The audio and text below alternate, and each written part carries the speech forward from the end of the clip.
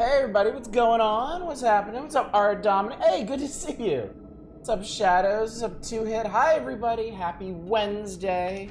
I do hope you're doing well. I am doing good, quite good, in fact. Kind of watch the show with this overdramatic PS2 pre-rendered cutscene aesthetic. Yes, isn't that basically Advent Children? That was back in the days when I actually cared about Final Fantasy, and I still never saw that movie. Actually, you know what? That probably accurately describes the Final Fantasy Spirits Within movie, which I have never seen. But I would actually be even more interested in seeing that one, I think, than Advent Children. It is Wednesday, my dudes. What's up? Dominic, you remember nothing of either? Advent Children was PS3 pre-rendered cutscenes, which is why they went broke and I'd be bailed out by Unix. I owned Crisis Core for all that time and haven't played it. Just watch the fight scenes, they look cool. Yeah, I'm pretty sure I could just go on YouTube and find something that looks even cooler, but whatever. Who cares? It doesn't matter. What did I do today? I worked. I was busy today. I'm gonna be busy tomorrow. I've got some stuff to do that must be done. That's kind of it. We watched a bunch of One Piece tonight. That was nice. We got the backstory on one of the villains, and it is super fucked up. I think it takes the cake for like most messed up backstory so far. Finally accepted the need for a sleep aid. Got some decent rest. Good on you, man. Good on you. My father, when I was a kid, had a lot of trouble sleeping, and he suffered terribly because he didn't want to look into sleep aids, and when he finally did, he was so much happier. So yeah, don't hesitate. When people need help, they need help. Worked a lot today too. It sucked. Wrote a lot of code that I deleted and replaced with a stupid 4-line solution, and nevertheless coding in a nutshell, isn't it? At least the coders that I follow on Twitter all seem to say the same things. So I don't have much news today, aside from the fact that tonight is the last night for you to add stuff to our Spooktober list. This would technically be Spooktember if we were doing spooky things, but no, we're doing Castlevania. But yes, tonight is the last night to put stuff up for Spooktober. We have, at present, 49 games that are going on the voting form. So you already got your homework cut out for you. However, if there's anything else that you absolutely insist on putting in, tonight is the night. I decided to have mercy and stick to what I originally said and not close nominations until the end of this stream. So tomorrow morning I will open up voting. I'll announce it in Discord. I'll go ahead and set a new channel bot reminder to go vote. Do all that kind of stuff. It's a good tonal bridge, it is, isn't it? Anyone else having major sync issues? OBS is clean on my end, which, you know, is kind of unusual for me. God, I'm saying, like, it's been years. It's been actual years since I had serious stream issues, and it's still, like, I still feel like it's a thing. I live in fear. I wake up in the night in cold sweats at the thought of latency issues in OBS. That little red square down in the corner of OBS telling me that my efforts are wasted and my stream is ruined. Oh, there you go. Perfect. All right, so we have an even 50 games. So nobody else nominate anything else. We have exactly 50. I guess if you do put in anything else, put in something that I'm not going to accept. Put in something recent, put in something mainstream. Anyway, that's pretty much done and did. The more pressing matter, of course, is the wheel, which is coming up this Friday. And you should all put in games for it, because the theme this week is Prologue. I am looking for free games on Steam that have the word Prologue in the title. And if you see one that you think is particularly entertaining, and you haven't put anything up for the wheel yet, feel free to. It's one per person, and first come, first serve. So, yes, Lodro High, we currently have an even 50 games up for vote for Spooktober. That's after filtering out all the ones that didn't meet my criteria, or that I just don't want to do. We're still at 50 for y'all to vote between. Unless you wanted to be 69, that would be a haul, I think. Restarted Edge and you're no longer poorly dubbed. Oh, okay. I have a personal hatred of Microsoft Edge, so maybe it took that personally. Middle of the night, someone whispers in your Comcast, you wake up screaming. It'd be Spectrum for me. Spectrum. Anyway, chat, is there anything else I need to announce? Not really. We're playing more Arcana tomorrow night. If you're a big fan of Arcana, you'll want to be here for that. Let's get back to it. We got a lot of ground to cover, I think. According to completion stats, I think we're a third done with this game, which puts us on track to finish this next Wednesday, which would be perfect. I'm also not gonna stress about, so. Please wait, your call is very important to us. I will say, all the internet troubles that I had years ago did teach me how to talk to internet companies and what to say to get in contact with the people that I need to contact. Like, I know if I ever have any troubles here, I know exactly who to go to. So it'll save me a lot of time in the future.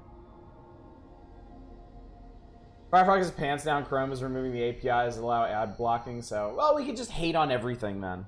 That seems to be the common internet solution to things. So last time we made it through the shrine of the temple of whatever the hell it was, and we made it to the forest of whatever the hell this is, and we went through here, and we ended up at the Endless Tower. And we went through the Endless Tower, all 50 floors of it. And I got an item I can't even use yet. So now we need to go somewhere else. So we're going to get back on the path through the forest and see where this leads us, which I'm guessing is to another boss. And that's the plan. Our devil babies are all grown up and having devil babies of their own. This is... Who have we got up at the moment?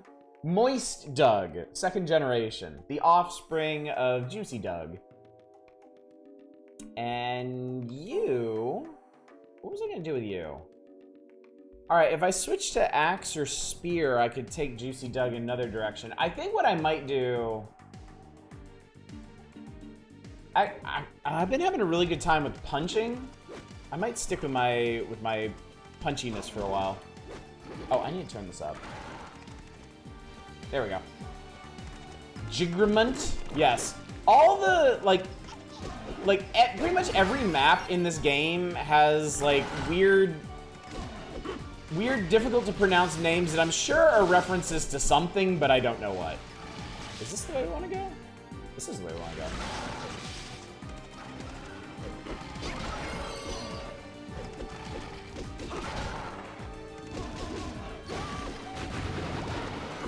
Punch.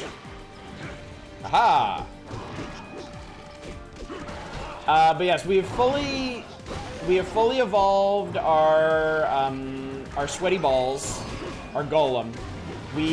Last night we received and fully evolved our bird. It's very cool looking now. Our fairies are not done yet, but we'll get there eventually. Steam System also makes it look like CV meets Megaten, which I fucking play the hell out of. Castlevania... To me, Castlevania always seemed to be enhanced by, like, really fun collection mechanics. It was just always dependent on how they were balanced. Like, I really... To this day, my favorite system in any of the games is the Soul system from Aria of Sorrow. Which I really legitimately enjoyed, collecting up all the different souls in the game. And so I was very excited for Dawn of Sorrow to continue that. And then Dawn of Sorrow was like, oh, you like collecting souls, huh? why don't you collect like 20 of each now? And I was like, no, thank you. Actually, I'd rather not. So. It's still a really fun game, but man, the soul system is so much less fun to deal with in that game. Which sucks, because the souls are actually more interesting in Dawn of Sorrow. Is the protagonist actually Majima? He's getting there, yeah. Again, this is one of the sillier Castlevanias. I know it hasn't really seemed like that so far, unless you've been showing up for the cutscenes with Saint Germain.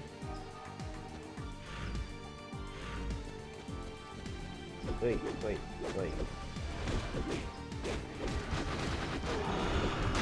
Oh, that's pretty good. Block. Collecting souls is fun, then collecting a ton of souls must be a ton of fun. Turns out it isn't, actually. You need some degree of moderation when it comes to... Oh, fuck. Yeah, thanks for the heal there, buddy. Perfect. It's okay, I can do this. We fought like 4 of these guys in the tower. It'll be fine. Shit. Or maybe it won't be. The Donkey Kong 64 fallacy. Ow. You know what? I don't have to do this. Ow.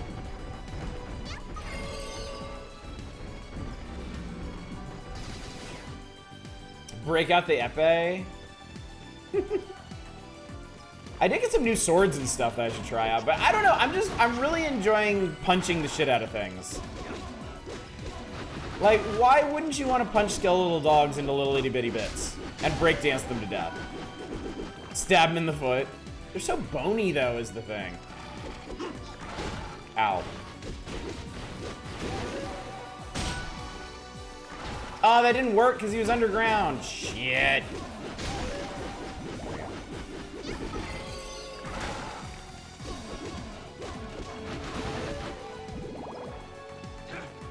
Almost makes you want a Castlevania brawler. There was a Castlevania fighting game, and by all accounts, it wasn't very good. Whoa, why has the game started? Because I'm so excited, Eva. I can barely contain myself when it comes to Castlevania games.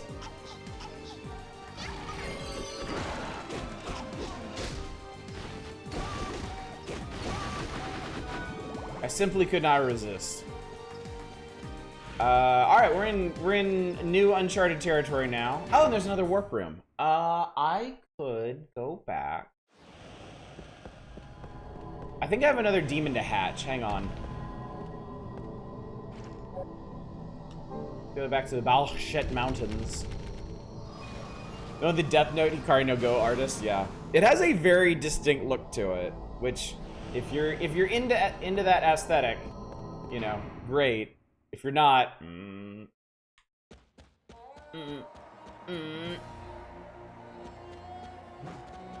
Since we're here, did I miss anything?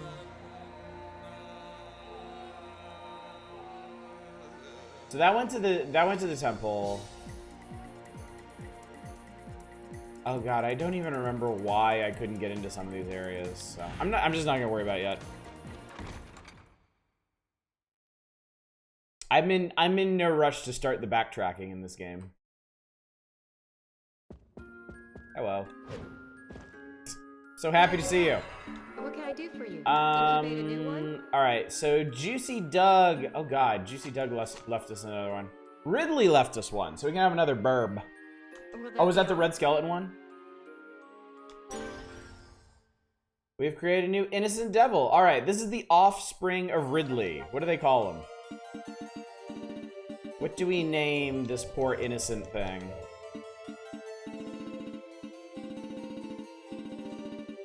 The yeeted through a hot topic at several thousand miles per hour look can be fun. I mean, we got Isaac in this game, and I'm a fan. Ridley, is already perfect. Come on, chat, name my burb. I need a burb name. Bidley.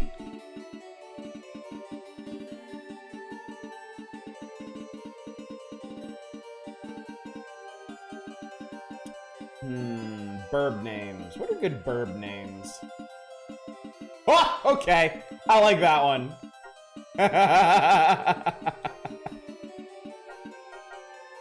Not cat fud.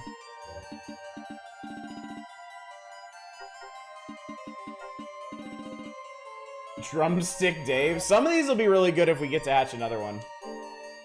I guess should we do? I'm gonna leave this one. I don't need another. Unfortunately, my deck only supports 4. So we'll swap in cat food later.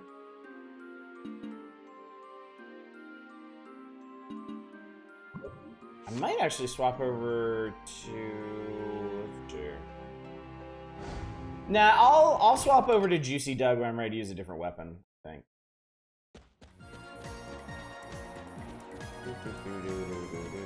I want to get Moist Doug evolved up.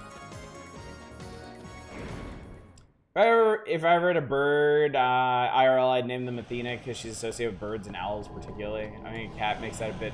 Yeah, that'd be a bit dicey, I think. Pigeons have been eating the dry food we put out for the cats. I tell my mom the cat food is eating the cat food. I like that. Shoo! Incompatible. That's the nice way to put it. Certainly.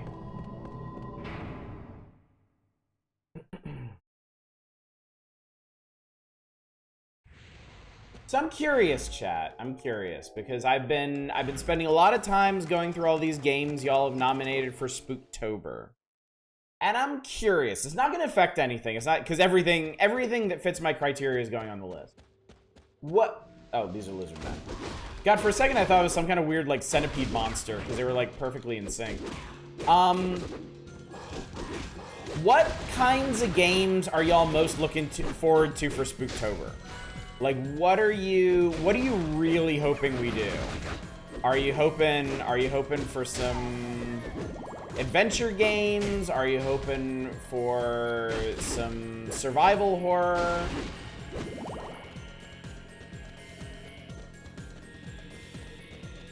Where are your heads at, chat? Don't know that you have an answer for that. What are you imagining Spooktober around here to be like, I guess? It'd be fun to have something that needs to be played in the dark will make you jump squirm. I mean, I'm gonna play as much stuff as I can in the dark, I think.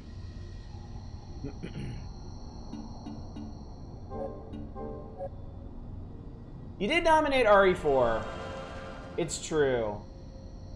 But unfortunately, RE4 is not gonna make the cut. It is old enough, but like of the Resident Evil games, that's probably the one that the most people have played. So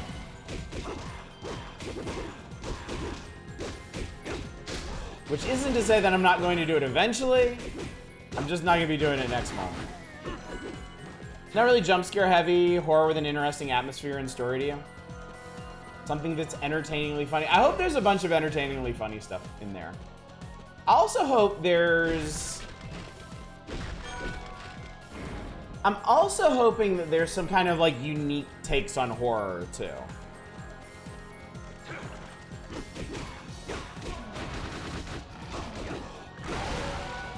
Yeah.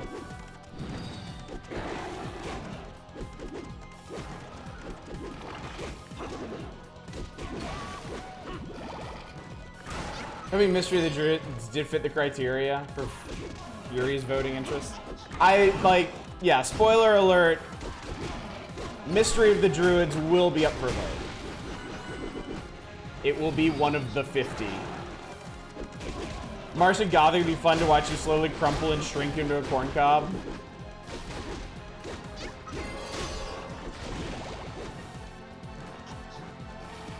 Adventure Survival is where you're at. Meme games like Countdown Vampire. I had to look up Countdown Vampire, so I didn't know what the hell that was. And once I did, I was like, oh, okay. Oh, is there something over here? Oh my god, there's a whole ass hallway over here I didn't even notice. Without spoiling, I'm just making my case. Look at the Mystery of the Druids fucking art box. I mean, Shadows, I'm from Something Awful. Like, Mystery of the Druids was a Something Awful obsession for like, oh, hello. Here's something. I guess the candles tell you what's up. Mystery of the Druids was like an obsession on Something Awful for like a couple months. Like story games, psychological, suspense more than fighting. Guessing Mortuary Assistant did not make the cut? No, it did not. You knew it wouldn't. That one handles suspense and scares very well.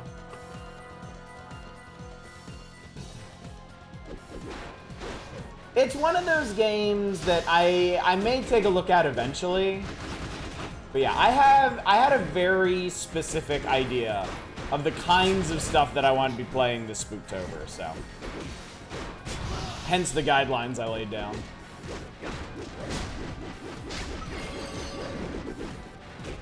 And to be fair to everyone, I didn't make any exceptions. I didn't let anything slip through the cracks. We're gonna be doing weird old horror games, and that's what we're gonna do. Reserve judgment until you see what the list is. I'm just, Jesus Christ, guys, chill.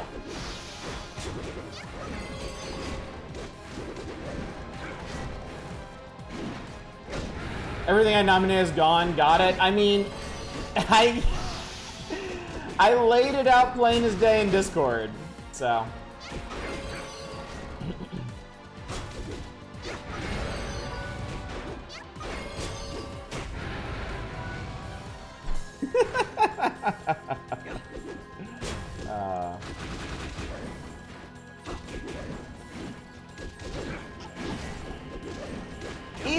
Even so, I do take note of that. I do take note of the things that y'all are so interested in seeing that you will ignore my own directions. And I do note that it's something that clearly people want to see, so I keep that in mind for the future. Ugh. These guys are unfriendly. Is Jericho on the list? Yeah. Oh god. Oh god. Okay. Do I be honest and say no because that means it'll probably end up on the list after that? Or do I lie so that we can avoid even having it be a possibility? Or do I play coy and give some kind of vague, mysterious answer? Because people often put in games in those situations too. Well, whatever I do, I better not do all this reasoning out loud because then chat's gonna realize that Jericho's not on the list and someone might put it on there. I don't know, chat. I couldn't say. I'd have to check again, I guess. Haha. Fuck. I put so many bad games like on your in Discord title Oddish Bother. I saw that. That was so funny. This is a neat little corner that I don't think does anything. I don't know. Don't worry, it won't win. You don't know that. You don't know that. Absolute Zero Ring infused with magic projectants. Ice. Oh my god, I actually get to make some use of that thing I climbed the tower for. Now I am protected against fire, ice, and thunder. I am Final Fantasy Mage immune.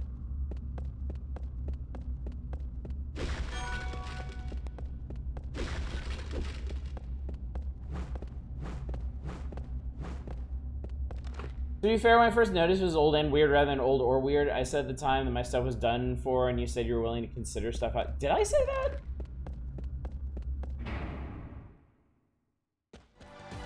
I think if anything, I'm not budging on time.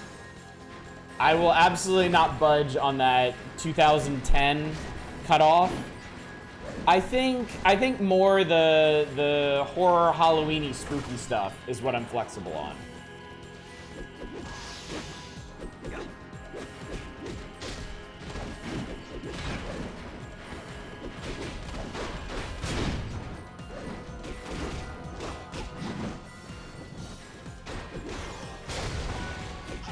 And also, like, big series stuff like Resident Evil, Silent Hill, that kind of thing was never gonna make it, so.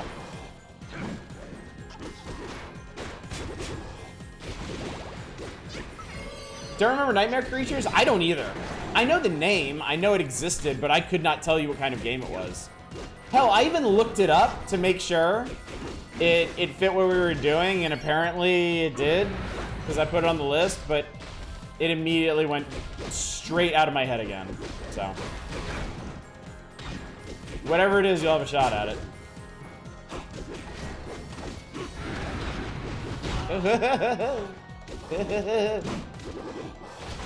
Oh, we got an evolution. Okay, so this is the one we got before. Killer Bee? No, Infant Fairy to Lethal. And then Killer Bee was Juicy Doug's second evolution. So we want the other second evolution for Moist Doug. They can be family! I'd nom Medieval, but it's not played straight enough, I think. I think Medieval...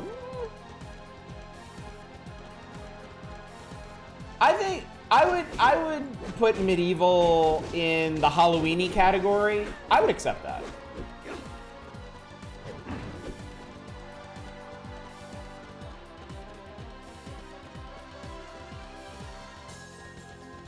Yeah, Mystery of Druids, everything you saw was Let's Play or Mandalore. Yeah.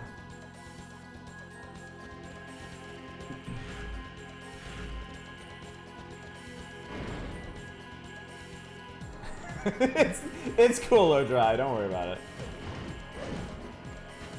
I am confident.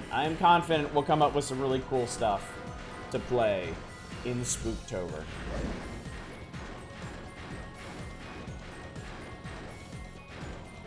Y'all have a lot of really good and really interesting stuff to vote on, and also a lot of stuff that y'all have been after me to do for a while.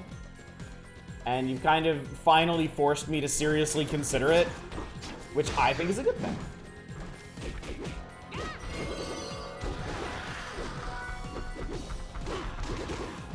Ow, stop it.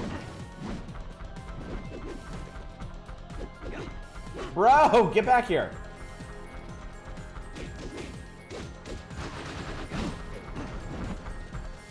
But yeah, if you got, you know, if y'all have any last minute nominations in mind that you would like, that you want to run past me before actually trying to put it in, feel free. I am more than happy to discuss this stuff now.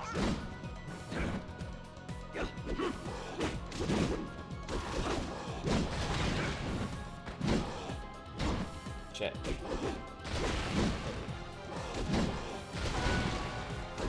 You guys are not coughing up enough hearts. I think I'm gonna have to switch for a second. Hey, I hope you can get by now on your 50-50 cut after your first 100 grand. Man, this Twitch stuff is so stupid. Like, I know I shouldn't be surprised. But man, like, you think at this point, a company like Twitch would at least be decent at pretending they cared about their people? You'd think they'd actually have some decent practice at not just, like, making it completely clear that everything they do is solely about money. I want to do axe with this guy, so I'm gonna switch weapons for a bit. Oh, that's right, I made a Bardiche, and I haven't even gotten to use it yet. This thing should be fucking sweet. Or they're hoping kind of banning some gambling, years later be cushioning for the blood. Probably, you know what? That sounds like the kind of idiot PR move that they'd be all about right now.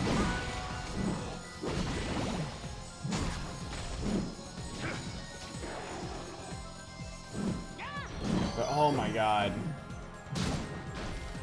Like, way to make an announcement that leaves literally nobody happy. Like, it doesn't even affect the majority of streamers on Twitch. It just pisses off, like, their upper echelons, like the top, like, 5 or 10%. And it reminds everybody else down here with me like, oh yeah, we only make a pittance off of Twitch, despite bringing them millions upon millions of dollars a year. Lol, said Bezos. Lamau. It can be solely about money and not be complete trash ads. This kind of service needs the content creators. Screwing with them only endangers their income. It's absolutely right. Absolutely right. So I cannot fathom why they would feel the need to just like shoot themselves in the foot like this over and over and over again. It's ridiculous. Yeah, and they were very clear. They were very clear when banning gambling that they were only banning like a limited band of gambling sites. And they even outlined a bunch of gambling that they will still allow. So, good GG, I guess, as the kids say. Oh, that looked like painful.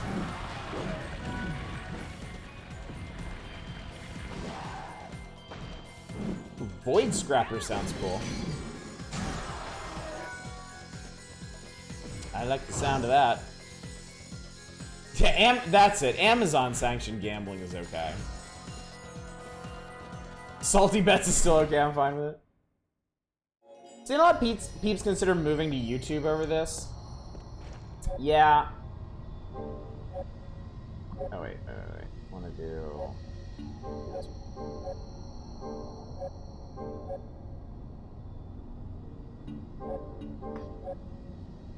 I think the main issue with YouTube is discoverability. People are just not on YouTube to find streamers. And I know that's very much a chicken and egg problem, but it's also a problem with the platform itself, where YouTube, like, could you describe for me right now how to find like game streamers on YouTube without going to the site and looking? I bet you would have trouble. Looks like we got a boss. Browsing on YouTube is hot garbage. I know. There is one streamer that I watch on YouTube, and even knowing where like what he's streaming and when he's streaming, without going directly to his channel, it is fucking impossible to find him. It is incredible how shitty it is. Hello, large Minotaur mans. Oh god, okay. Minotaurus!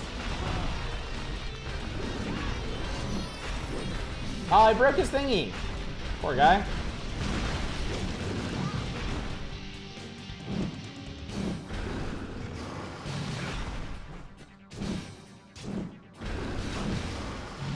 Ow, okay.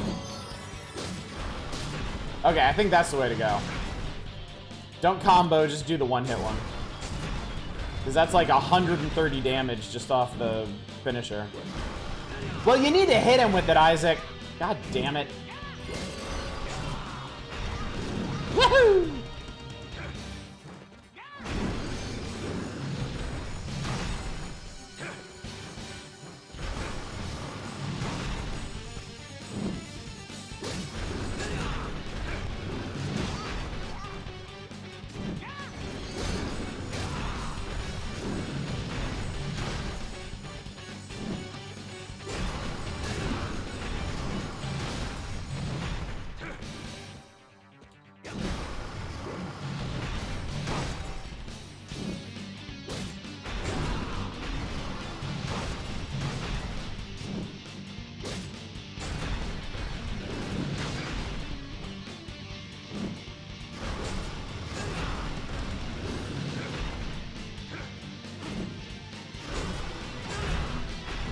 That 80-point hit seems to stagger him every time. Which he then decides to counter. Okay.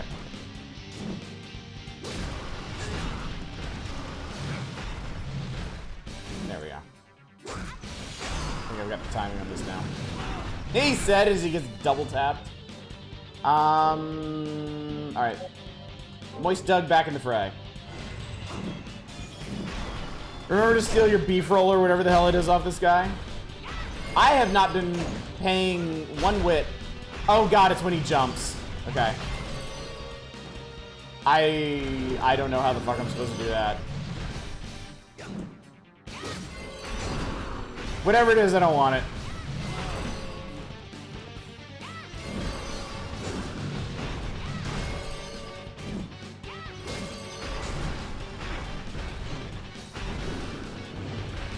Oh, Lord. That was kind of funny, actually.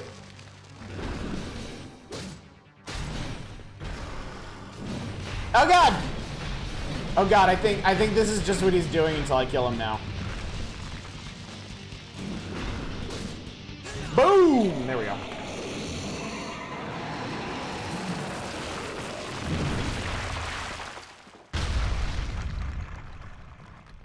He broke.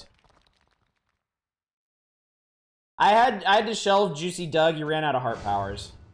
But I will bring him back into the fray. Because we got this now. There we go. He full up.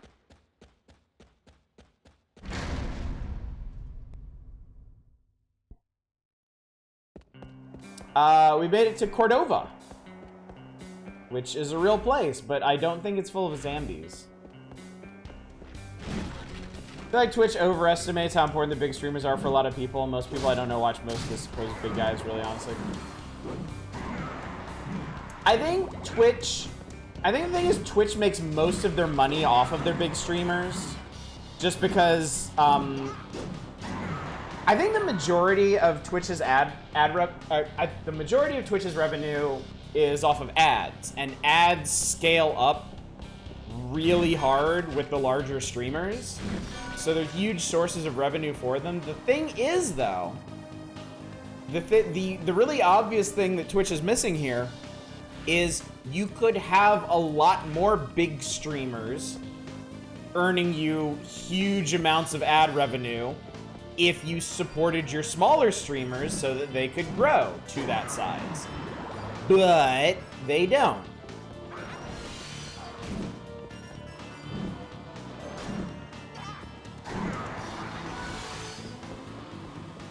So that's kind of the crux of their short-sightedness there, is like they get big streamers and they're like, okay, we got big streamers, we're good.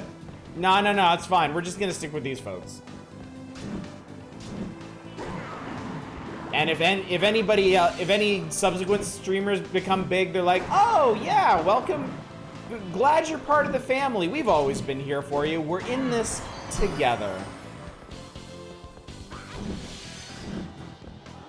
You steal a devil iron off of that boss, which is apparently one of the rarest maps in the game.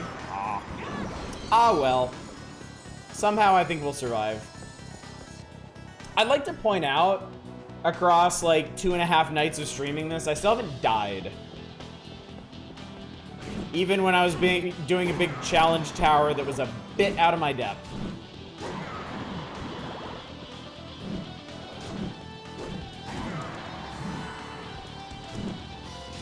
I actually remember having a lot of trouble with some of the bosses in this game when I was a kid, so... Seems a bit easy. It does, doesn't it?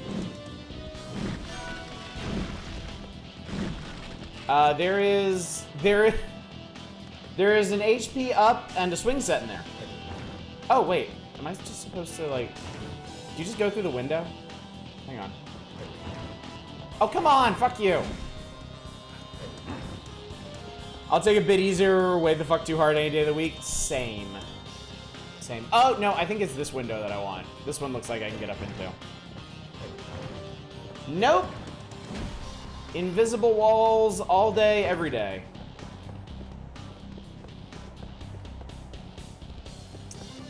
Well, fuck that place, I guess. I just think that's stupid considering the bosses before that was like, here's a crappy food item. Yeah, the last boss I stole something off of gave me sushi. Juicy Doug learned Curse Breaker. Good. I hate being cursed.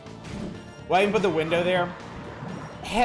That really is my crux. The crux of the problem I have with invisible walls is you're basically designing your levels in a way to encourage exploration.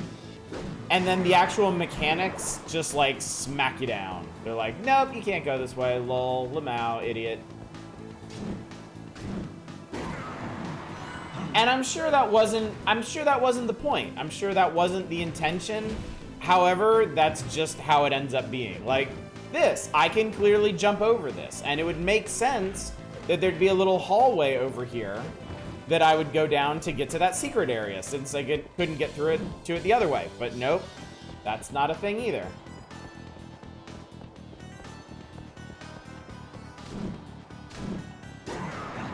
Invisible walls, bad. I think the other thing that bothers me is that you don't need invisible walls. Like, it's really not that hard to design levels and stuff without them. And I feel like FPSs tend to be, like older FPSs especially, tend to be a good example of that. Probably not the newer hallway to set piece to hallway designs, but...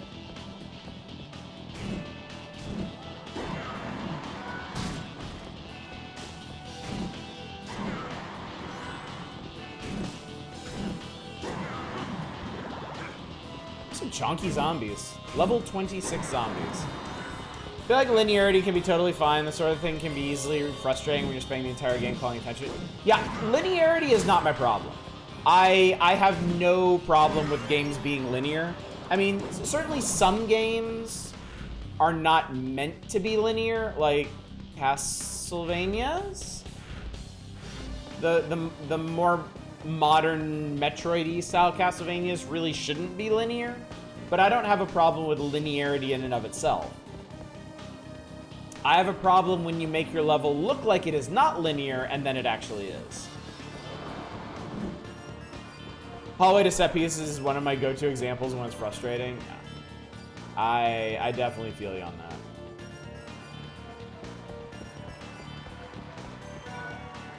Cordova Town map. Okay.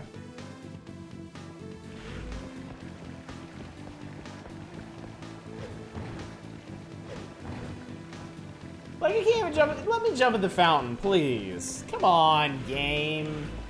Let Hector have his funsies. Let him splash around a bit. The man relax. Hello.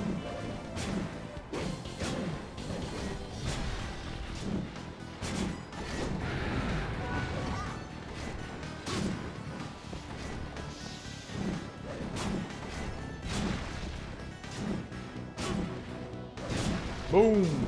I like that golf swing with this thing. That's fun. Good stuff. Linearity can be totally chaos just when you're constantly taunting the player with things that look like interesting options and throwing up invisible walls or random fail states. Yeah. Exactly.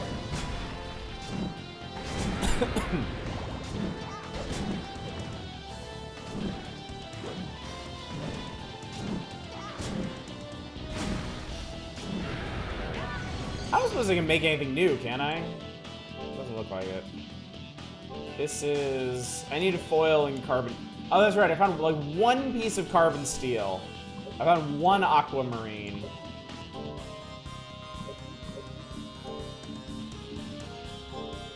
Yeah, carbon steel and aquamarine are the ones that I found, like, one of, and now I can't find any more. Don't mind the hallway to set piece as long as they put in a lot of effort in making the build-up to the set piece go to cinematography and music build-up and stuff. Yeah. I mean, I played Modern Warfare 2 when it came out, and I did enjoy that game. I did have a good time with that game, I will say. But I tried to go straight from that to Black Ops, and I couldn't do it. Because as okay as I am with that style and genre of game, I don't really have a whole lot of desire to seek it out. 4th installment 5G today. Congratulations, Fury. Finally! God! I thought we were never gonna get here. Hi, everybody. Welcome to the chair room. It's a room of all the chairs in the game. And you can sit in them and get an explanation for them. This is the Save Room chair. This useful chair allows sitters to take a break from their adventures, found everywhere. Y'all remember the stump stool, certainly. Rough seat made by the pioneers who cleared this area. Its core surface is hard on the rear. Do you earn anything? You find them all? No. You find them all for the purpose of finding them all. Teleporter seat, the seat of a device that allows instant movement across Valachia. The origins of this marvel are lost. Yes, this is where Bloodstain gets its chair obsession. Exactly. I think you can guess what's going to go here.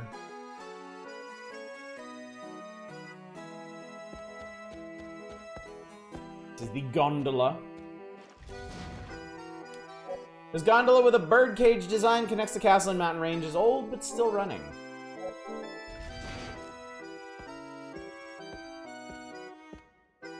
I kinda wanna play this. I told y'all this is one of the weirder Castlevanias. It's just a shame it takes you like 7 hours to get here.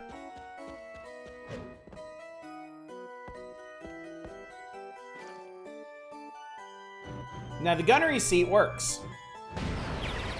And it's why these guys are flying around here.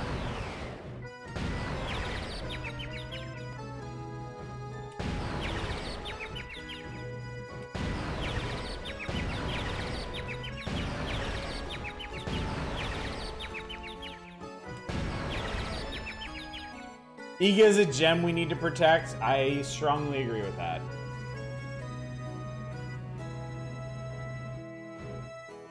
I also like these skellies. They're funny skellies.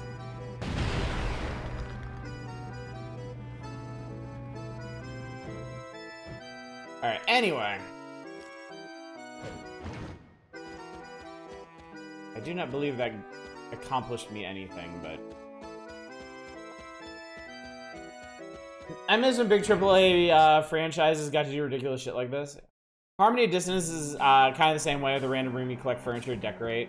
Yes, Harmony is another weird one. I was going to stream Harmony before my vacation, and I didn't get the chance. So Harmony is probably in the not too distant future. Harmony is another one like this. It's got some weird, goofy ideas, but ultimately just isn't that great.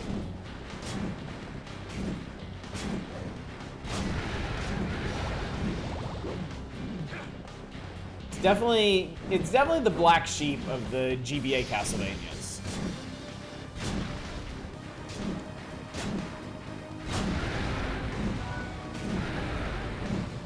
Harmony of Dissonance is gonna be fun. Oh god, the color palette is not made for large displays. Yeah, they severely overcompensated for the criticisms that Circle the Moon got on unlit displays. Circle of the Moon has an excellent aesthetic that displayed horribly on the original unlit GBA. And unfortunately, Iga was not a fan of that game. Iga did not make Circle of the Moon. He came back on the series with Harmony of Dissonance. And he basically wanted to do... He wanted to do a GBA Castlevania his way. And unfortunately, overcompensated in some ways.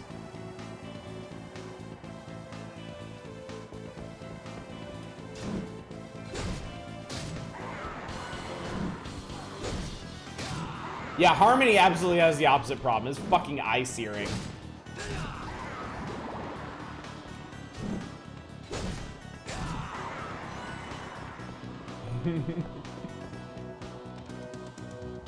Yeah, I figure if we're gonna play the GBA Castlevanias at some point, we are, because I love all of them. We might as well start with the weakest one. Order of Ecclesia is still your favorite handheld Castlevania? I like Order of Ecclesia. I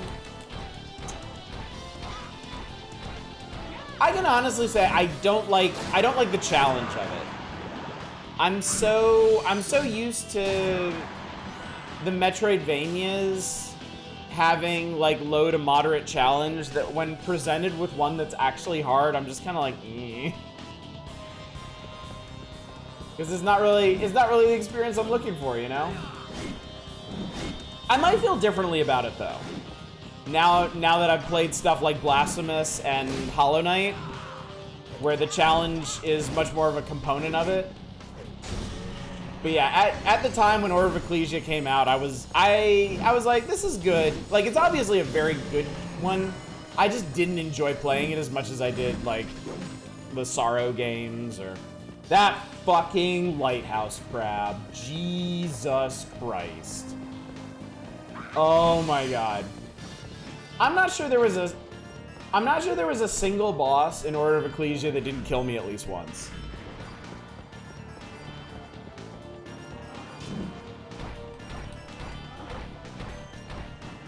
And some of them really fucked me up.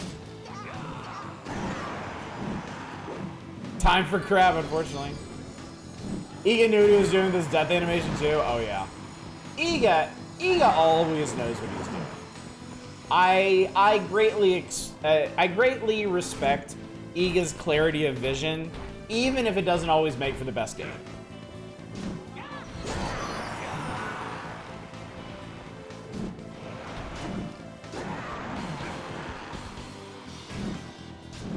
These kind of suck. White steel, is that something new? Got something. Alright, I can make something out of foil and white steel. If I had another Belova. Okay, I might make another Belova. Ooh, I can make... Ooh. I don't love the... I remember this now. I don't love the progression of knuckle weapons in this game because it's pretty linear. I'll do it, but I'm not gonna like it. It's just a metal glove. It's just a shiny fucking glove, that's it.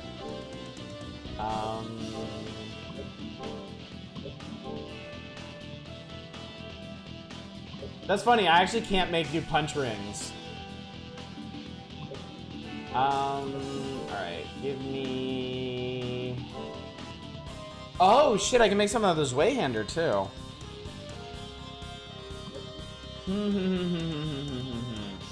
What are the chances? It does come after the Bardiche, though. I'm gonna see what this is. Metal Glove's better than Knuckle Duster. It's all Knuckle. All Knuckle, all the time. Tabar. Tabar is stronger than Bardiche, so I can switch straight to that. That's cool, I suppose.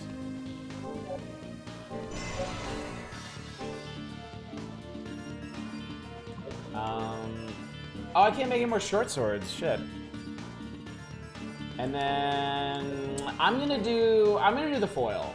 I'm gonna see what the foil make. A rapier, nice. I don't think we actually covered that when I was talking about fencing last night or the night before. But there are three common weapons that people fence competitively. And we talked about foil and epee, but we didn't talk about saber. Saber is basically a fucking pirate sword. It's the one that you can slash with. Target area for that is anything above the waist, and it is fucking brutal. Saber fencers are absolutely insane people. Saber is fast-paced and painful, and rounds are over in like a fraction of a second. It's nuts. Do you need to wear a pirate hat to fence Saber? No, but you need like the best armor you can get. Using the big axes, you can pretend you're Astaroth from Soul Calibur. True. And Astaroth was my main in Soul Calibur.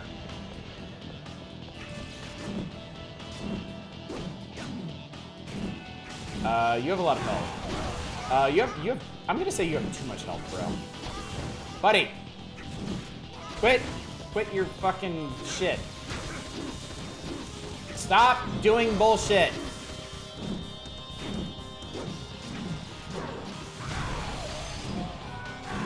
Hey, Knight's Bane, awesome. Cassandra's my main Soul Calibur waifu, because why wouldn't I admit it? Fuck you. Here, here. Here, here. There is no shame.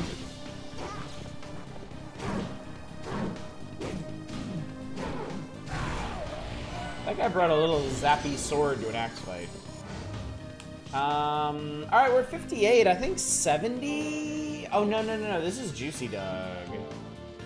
We're going all the way to 90 on Juicy D here. I'll know what fencing is if someone tells you that you fight like a dairy farmer, it's required that you say how fitting you fight like a cow. Yeah. Check it out.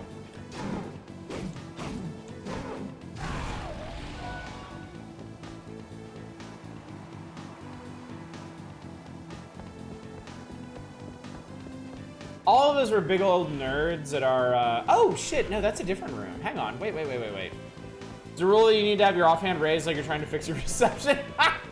No, you can do anything you want with your offhand. You can hold it up, you can let it rest beside you. Some people would fold it behind their back. You can do anything that you want with it.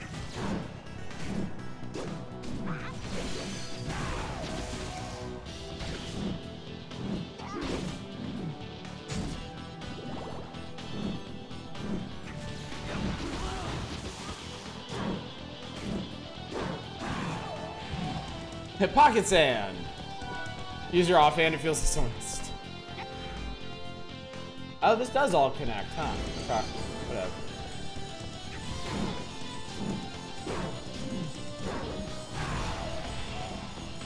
I'm glad that that one combo will kill these guys, but also, like, it kind of sucks that you have to go through one entire combo to kill these guys.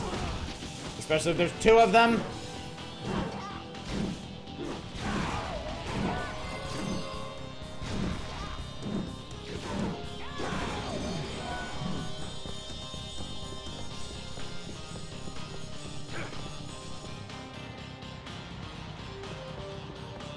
Map completion.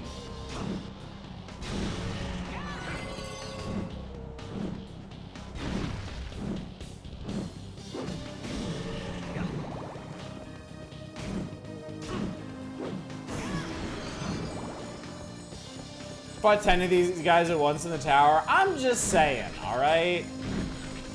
I'm just saying. I'm spoiled. Leave me alone.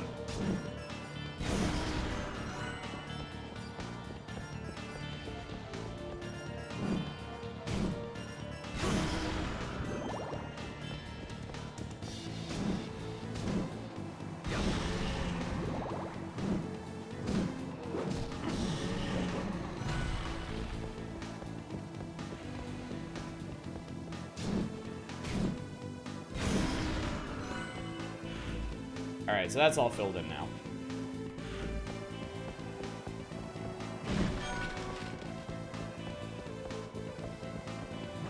Whee. Whee.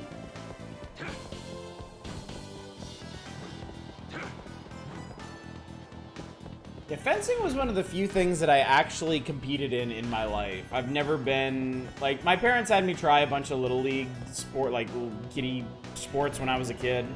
And I didn't like any of them. I didn't like soccer, baseball, or basketball. I did play some basketball when I was older, because I tended to be taller than the other kids. And that was fun.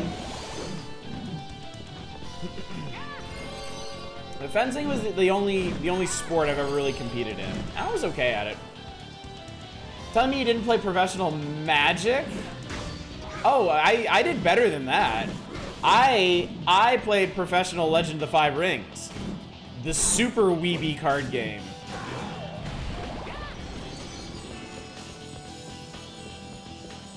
The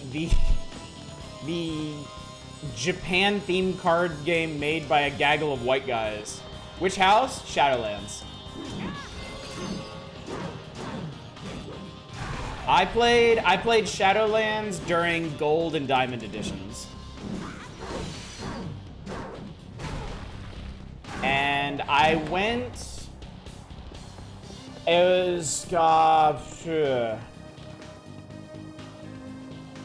think it was 2004. I went to the national championship at Gen Con in Indianapolis.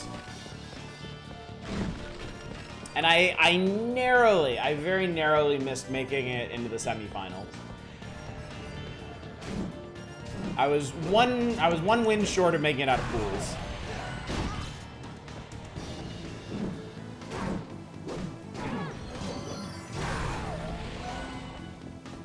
That's where all my fucked up stories about Gen Con and playing like erotic dragon RP card games come from. Like, the reason I went in the first place was actually to compete in my weeb TCG. So it's better being accredited Magic the Gathering judge. That is the one where the storyline was shaped by the championship results. Yes. Yes, the person, because when I was playing, it was like the heir to the throne storyline, where there were 4 prospective heirs. And you would pick one. I think they were called favors or wins or something. You would pick one to use with your deck. And so the person who won the tournament, whichever win that they were using, would become the new emperor. Which is pretty cool. You're almost a finalist in White Nerd of the Year. I know, right? You'd never expect it looking at me, but yep. I almost went the distance there, Eva. Disney's making a TCG now, apparently with focus prioritizing players over collectors. That's cool. There's actually... Oops, excuse me. There is a One Piece TCG coming out that I think I'm going to get. I got my kids interested in checking it out, so... This is the erotic dragon card game. That's where you competed. All right, now that Manic has said something, I want you all to visualize what a competition in that would be like. Just imagine. How are we doing? 76, okay. 14 more, and then this dude's maxed out.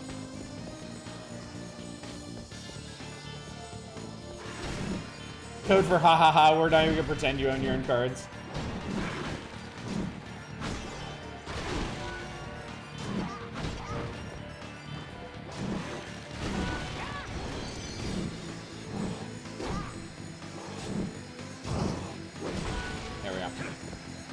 My Hero TCG came out and flopped hard. I'm finding it in clearance at every GameStop I've been in lately.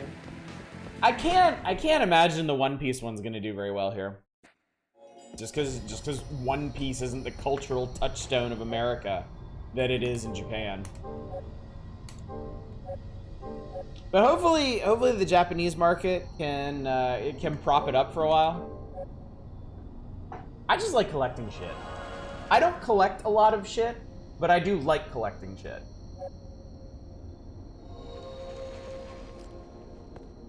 Usually my financial sensibilities kick in before I get really deep into collecting anything. But TCGs are definitely a potential weakness of mine.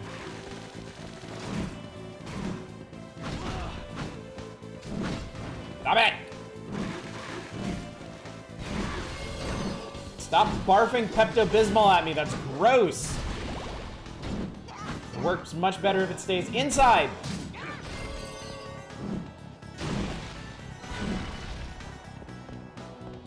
Collected the World of Warcraft TCG when it started dying. I have a few of the raid decks. Buying card, if you're just into collecting and you've got like a small group of friends that you can convince to play dead card games with, collecting dead card games is a lot of fun. Because it takes a lot of the financial pressure off.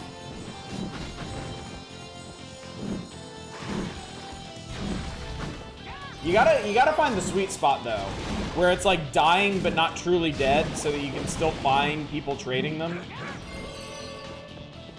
Or at least just wanting to offload them before they disappear into history. I don't think I have them anymore. If I do, I don't know where they are. But I bought a bunch of boxes of the Babylon 5 TCG.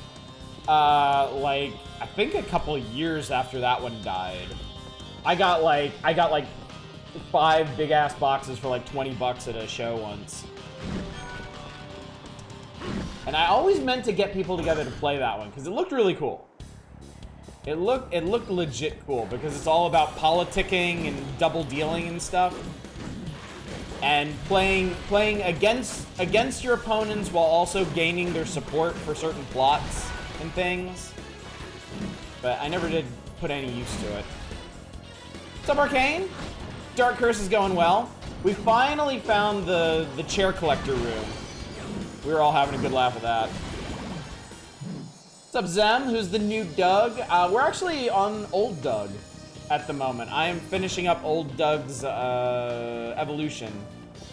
I think we're just a few crystals away from Juicy D's final evolution, and then we can switch back to Moist D. Bought up a few booster boxes of a dead CCG called Dragoborn, and a few starter decks, and seller tossed in like 2 more boxes. Some play mats and 30 loose packs. Yeah, that's the fun shit. Because I mean, if you're not in it for the competitive scene, I mean, just having like a neat old game to play can be really fun, especially if you pick up like everything you need and a bunch of good cards and shit. These guys are carrying ramen around.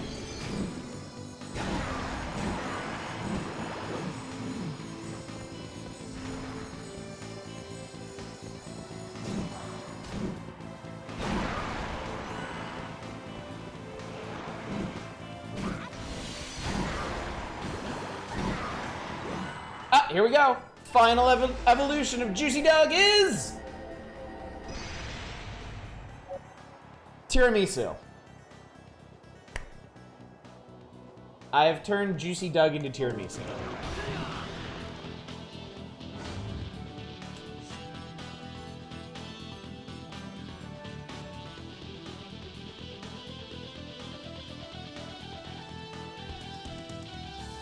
Okay.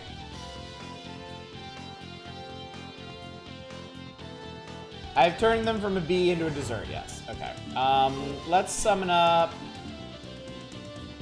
Alright, we'll switch over to Moist. Is his ass thing tiramisu? No, okay. All of your innocent devils have glowing pink crystals on them somewhere. Either sticking out of them or dangling off of them or something. And the fairies all have them hanging off their butts. Because, of course, they do. Alright, so, Alright, Moist Doug is going all the way to the left, so... Oh, shit. Axe or Punch is fine for this, so we can keep using our Axe. Okay, fuller ramen. I'm let down that Moist isn't tiramisu. Where's the Flan evolution? You joke. Some of these evolutions are just, like, straight-up gags. Still hate Moist Doug. Moist Doug doesn't hate you. Moist Doug is here for you. What the fuck is that? It's a lizard shaman. Moist Doug learned time heal. Excellent. Moist Doug is very smart.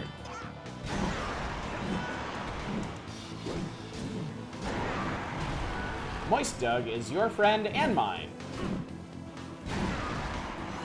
Is there something else I can make? Hang on. I feel like, yeah, let's mash a bunch of white steel together and make plate mail. Hell yes. That's a big ass improvement too. Where's less Doug? Does he know Douglas? That's an excellent idea, Douglas.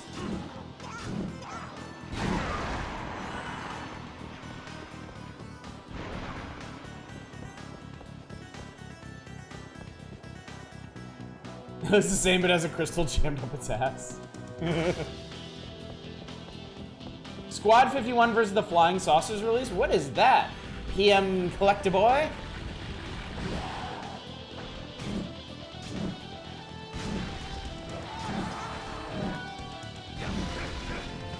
Keyforge. Isn't Keyforge the one where you, like, you build or roll a deck online and it's unique to you and then they send it to you? Is that what I'm thinking of?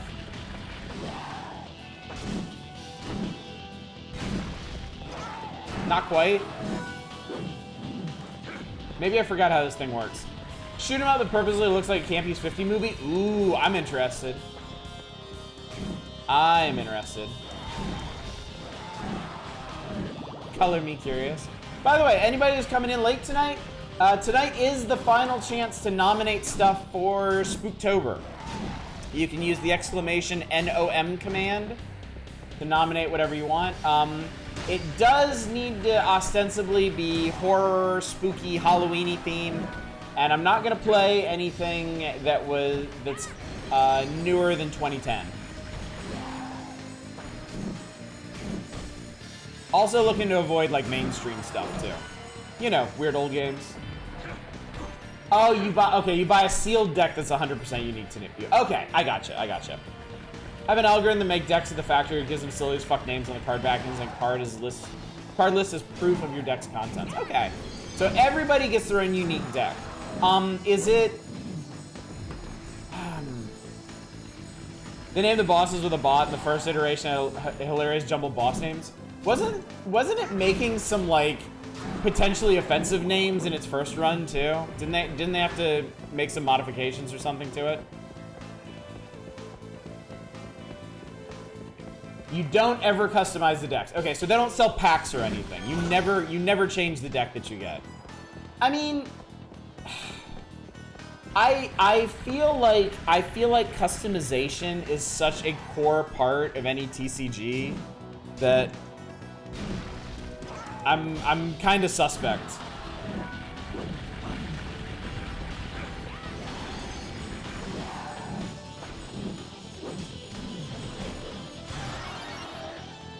A bespoke deck.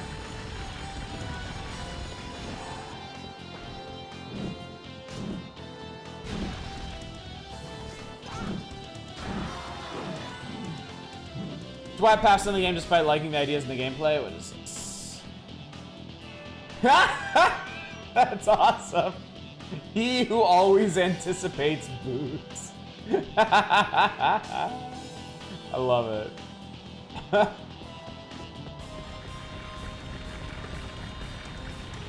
Yeah, TCG without the T. Yeah, and that's just such a big part of it for me, you know? I remember a bunch of us in college, we played Legend of the Five Rings, and we would do booster drafting. Whenever we wanted to expand our collection, we would all chip in, we'd buy a huge booster box, and we'd go around and we'd draft boosters. And since pretty much all of us had played different main factions, we traded cards around pretty friendly like. It was a great way to handle it. Makes tournaments less everyone playing the same deck with minor differences is people playing the best in their group of decks that they bought. Yeah, I can see that.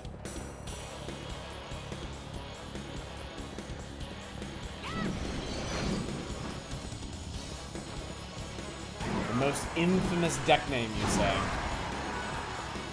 Hang on, what is the most infamous deck name?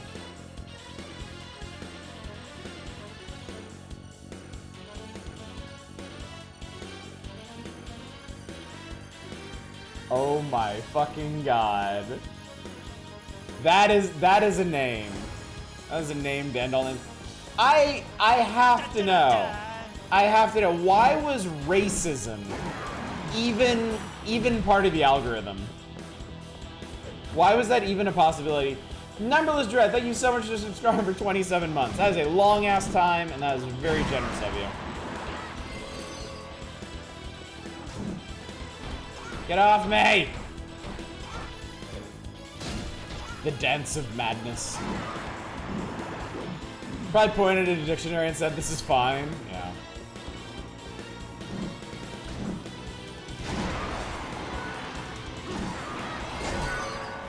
Moist Doug learned poison powder. Okay.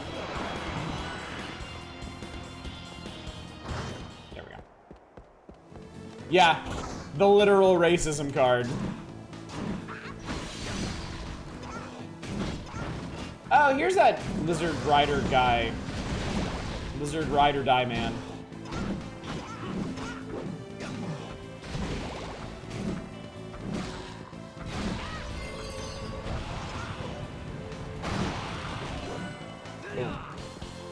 Got my new GPU and I still get the coil wine or whatever's the next step is the main board.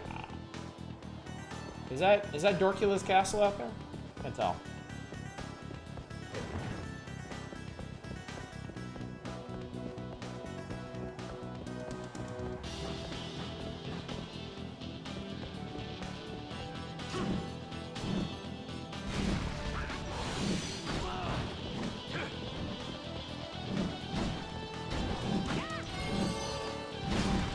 I would love to hit these guys. I think that would be super cool. Ow, fuckhead. Now we're just a card called Milkshake Duck. Have y'all ever played Flux? Because there could be. How close are we done? Okay, we're 2/3 of the way done with Cordoba Town. Yeah, I love Flux. I have not played Flux in a long time. Get to the good. I'm trying, damn it. Smacko. Ow, he wall splatted me. Ow, he wall splatted me again. A couple of weeks ago, I walked up to a game of Flux. I've been going for close to an hour. Got dealt in one on your first turn. Aw, those poor people. But that's Flux. That's how it be sometimes. But Magic the Gathering, the Werewolf CCG, the Star Trek CCG, and Illuminati. I heard the Star Trek CCG was actually pretty cool. Because it wasn't so much about direct competition, but you were building a deck that could complete missions, right? They just wanted out of the game. Manic was their salvation. Finally, our long national nightmare is over. That's so funny.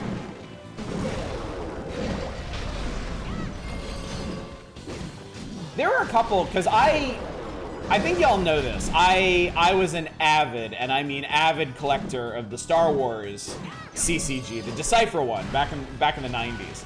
This monitor right here that I am pointing at is actually sitting on a like gigantic oversized shoebox full of half of my collection. The light side specifically. Oh, look at that. But at the time, wow. All right, I think we'll stay here for a while. I did not know that. How many different Lukes did you collect? Let me think about this. I have OG Luke.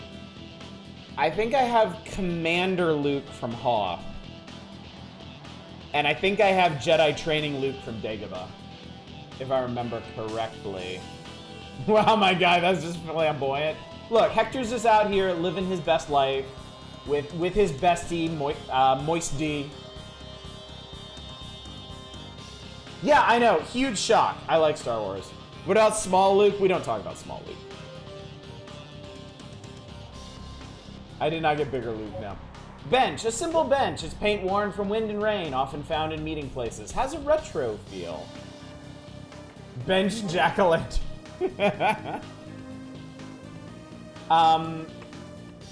But no, I have thousands, if not tens of thousands, of Star Wars CCG cards. I have a complete limited set from its original release. And then after that, the expansions, originally they were going to do the expansions by movie. So the first expansion was for A New Hope. And I almost have that set complete. I'm missing a few key cards from that, but I've got the important ones. I've got like the Millennium Falcon and R2-D2 and the Death Star and stuff. After that, they started doing, they did their expansions by location in the movie. So the next expansion was Hoth. then Dagobah, then Cloud City, then Jabba's Palace, and Jabba's Palace is where I quit collecting. Best CCG in Final Fantasy is Triple Triad. You speak only truth. Triple Triad is amazing, and when I was a kid, I wanted so desperately for there to be a physical version of Triple Triad that I could play with people. And I found out there was, but like, it only came out in Japan, so I was very sad. I simply drowned my sorrows in more Star Wars cards.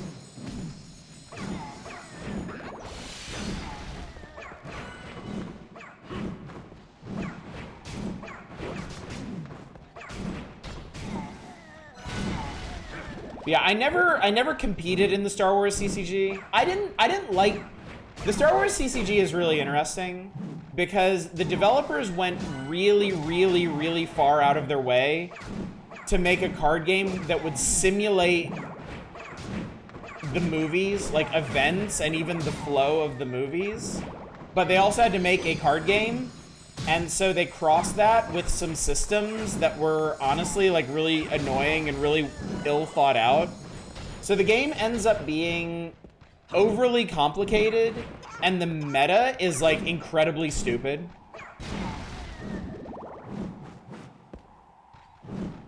So it was fun to collect, but not all that fun to play, honestly. When I played it with my friends, we basically just made decks that would like simulate stuff from the movies and had fun doing that. Thinking back to something we were talking about last night for the janitor of the Mos Eisley Cantina, that must have been the worst day ever. Some old guy just cut up 2 patrons, he just cleaned that up and someone gets shot.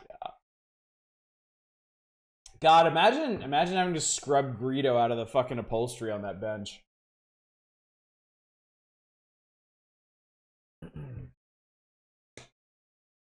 Star Trek CCG had you deal out a line of cards that represented various planets or nebulas or abandoned wrecks. Each one had a problem that you had to solve by assembling a crew member with the right stuff. Yeah, I always wanted to play that one.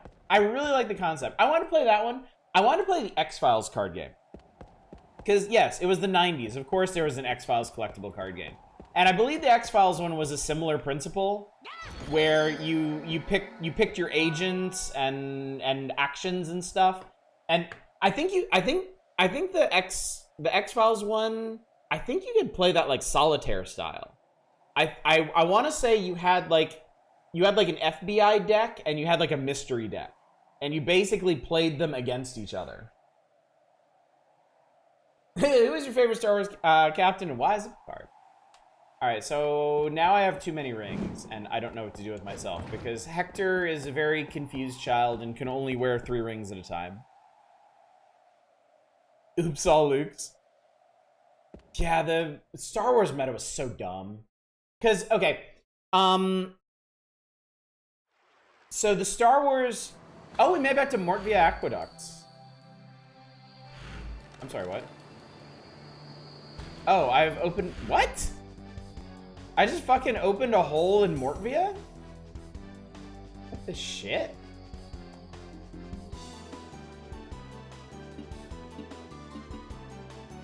Okay, I wasn't expecting that.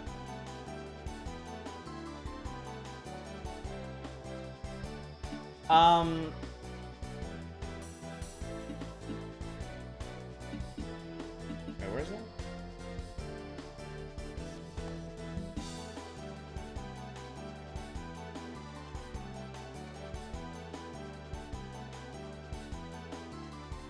Was Star Wars TCG just a stills from the movie or like art? It was stills from the movie. They did.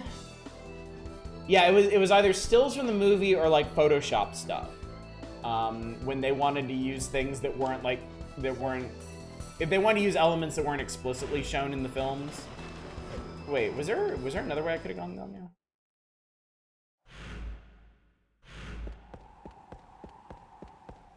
Wait a tick.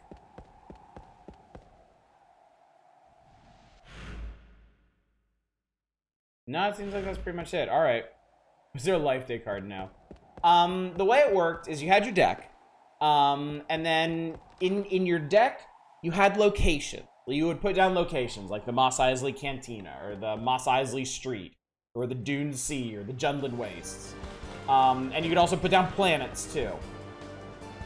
And then you would deploy characters to sites, like the ground locations, and you would deploy ships to space. And you could give them equipment and stuff. And then you would go around and you would fight battles. And lots of stuff could happen in battles, but basically, you would total up, at the end of a battle, you would total up the amount of power that you have, and you would total up the amount of power that your opponent has. And whoever had less power, they would have to discard that many cards from their deck. Basically, the Star Wars card game worked by decking your opponent. That was how you won. Because your deck was where you got new stuff from. It also served as your energy for deploying things. But they also acknowledged that some decks wouldn't necessarily put out a whole bunch of characters or ships or whatever. So they came up with this thing called force draining, where each location had like light side and dark side icons on it. And that was what generated your energy that you would use to deploy stuff and take actions. And they had this thing where if you had a presence at a location and your opponent didn't, at the beginning of your turn, you could force drain them, which is you could make them lose a number of cards equal to the number of force icons on their side of the deck.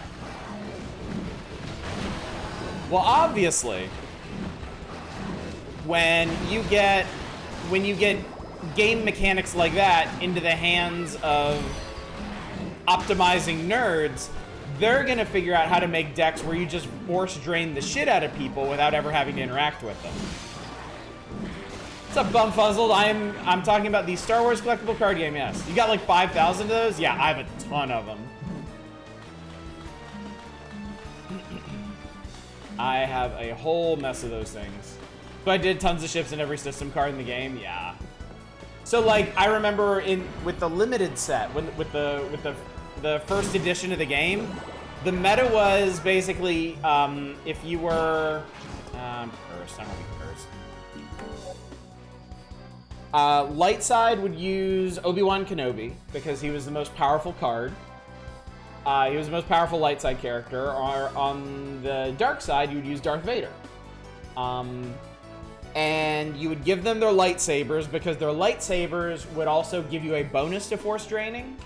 And then you would deploy, I think each side had a card that had 2 of the opposing side's icons. And like that was the only location you would put in your deck. And basically you would put down the location, you would put down your super unit, you would give them their weapon, and then the rest of your deck would just be full of cards to protect them, to like cancel enemy actions that would do anything to them, and you just force drain them to death over the course of the game.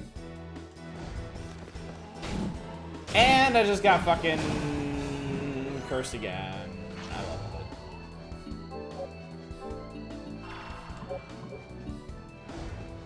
it. This is the Star Wars one from the mid-90s. Decipher. Decipher made it.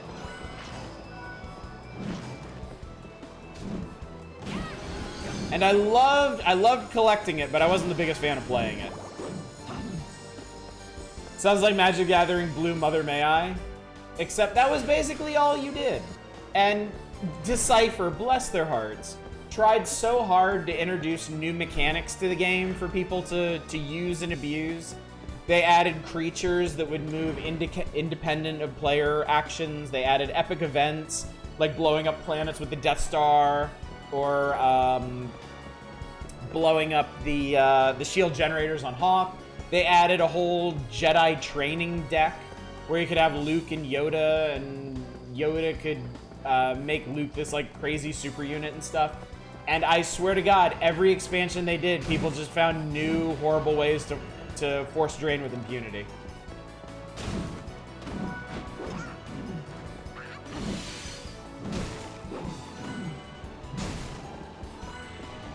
The iconic Star Wars scene where Obi-Wan and Darth Vader just sat there grunting each other before he might finish. That was the best part. They wouldn't even sit there grunting at each other.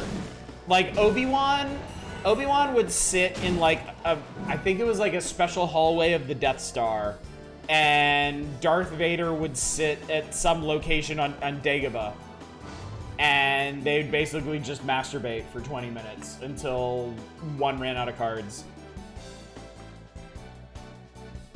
It actually had some great cards to look at. I sort of recall being OP. Well, the other thing was Decipher really wasn't the best at designing card games either. Because what they would do is they would put out a card.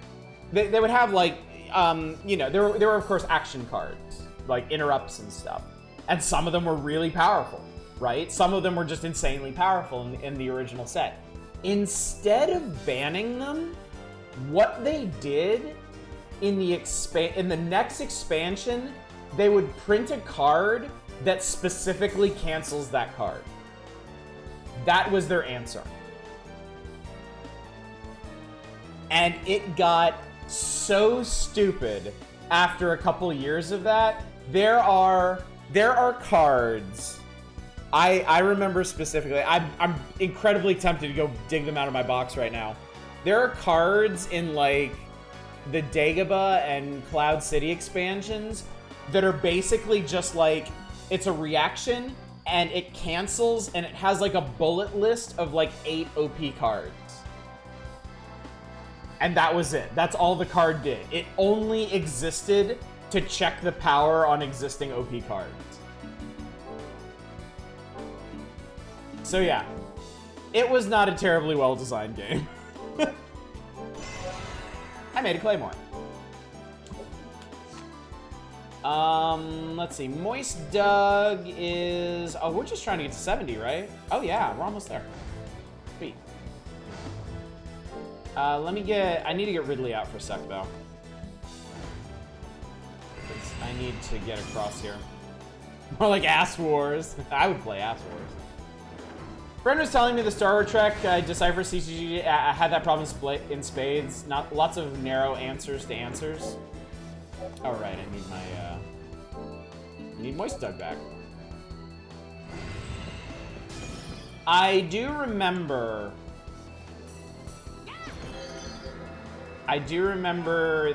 Yeah, because Decipher made the Star Trek CCG too. I do remember that game had a problem with severely OP cards. Like, I remember seeing that the Star Trek cards never really traded for a whole lot. They weren't particularly valuable. But there was an ultra rare card. It was the Future Enterprise from the final episode of The Next Generation. And apparently there was something about it that made it, like, the best possible card to put in literally any deck. So, like, everybody wanted it.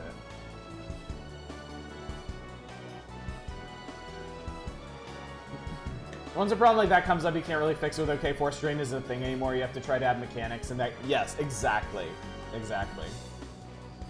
Merchant Bonds, wearing this all experience earned will go to your Innocent Devil. Oh, that's interesting. So I could stop leveling up and just pump everything into Moist D here. Designing a whole game system was fraud pitfalls. People were only encountering the first time. Early Magic decks had issues too. They got around by just restricting cards and phasing out sets pretty quickly. Yeah. Yeah, I never played Magic. I mean, I played some of the Duels of the Planeswalker games that ended up on Steam and Xbox, and I really liked those. I always kind of regretted not getting into Magic, because I think I would have really enjoyed it, and I think it would have become like a lifelong thing for me. But my life turned out okay anyway, so I'm not too hacked off about it. But I remember reading about some of the early sets in Magic, and yeah. Just really, really bad ideas that they ended up having to ban and stuff. Nothing beats Chandelar open world deck building RPG. That sounds cool. That sounds really cool. I wish I was into Star Trek back in the day. My brothers always told me it was lame and I never really watched it. It wasn't until I got away from them that I started watching Star Trek. Ice Age was the hotness when I was playing. Yes, Ice Age was the current edition when I would have started. I remember seeing Ice Age decks. Ice Age starters and boosters when I would go in to collect Star Wars cards.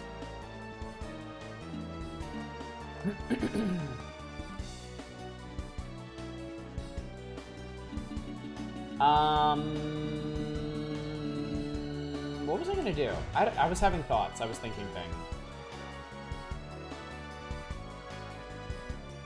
Oh, I think I wanted to go up.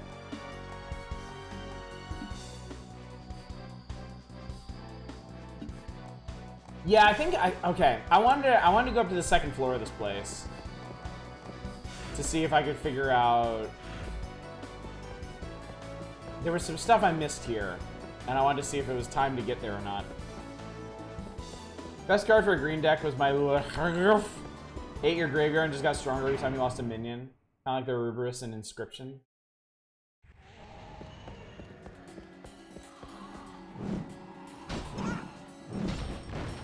Can I hit you? Would it be okay if I hit you?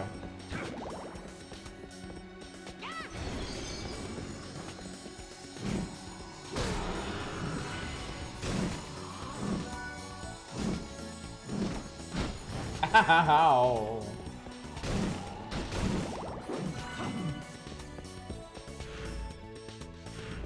I wish I had a way.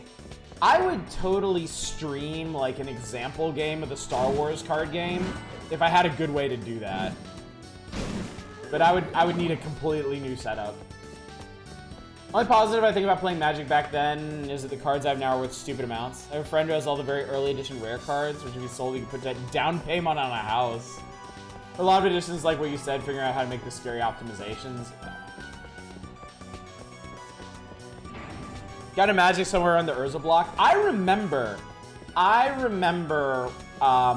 when Weatherlight launched for Magic. It was big news because everybody was like, holy shit, Magic finally has a story. Magic is actually going to focus on its story for once.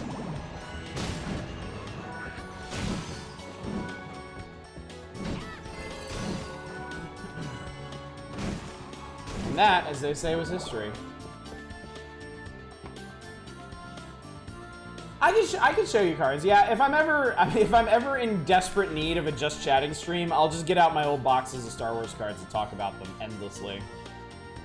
As long as we're talking about Magic, Chris thought the classic Restoration Angel Kiki Jiki combo is an example of nasty. What? That sure is a lot of words there. Can you just get them into Tabletop Simulator? Honestly, like, Tabletop Simulator probably has everything that I have and more. There's probably a Star Wars card game module for it. I made a honeybee. All right, I made a honeybee.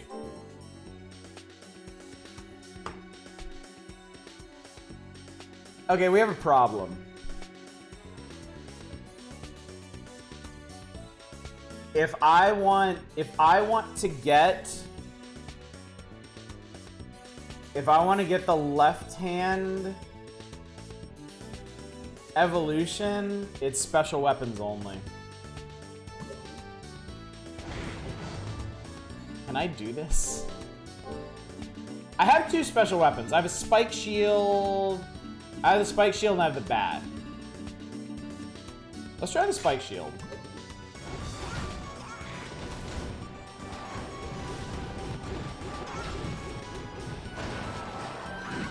The spike shield is actually functional. It doesn't combo, but I can smack the shit out of people with it.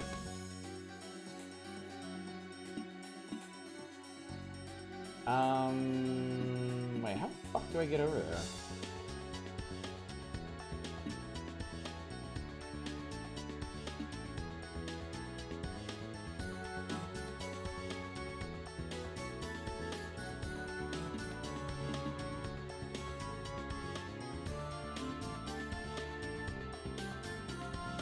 What was blocking this off?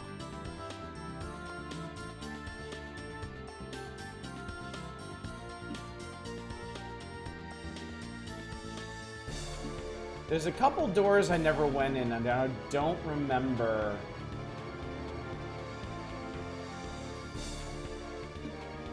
I guess we'll just keep going this way. Yeah, shield build. With a requirement like that, it's gotta be a pretty badass form. It's probably a joke form, honestly. But, however, it may be a joke form that unlocks, like, an area later on. I know there is a special fairy form you need to get into a specific late game section. So I'm gonna go for it. I'm gonna give it a try. Exactly, you're here for the joke forms. It's gonna be like a duck or a flying onion or something.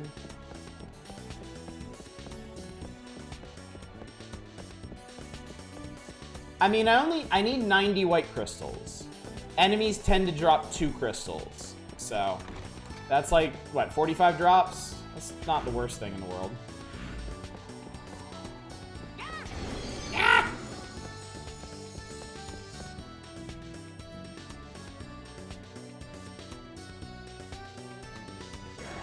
Now, these guys might not cooperate.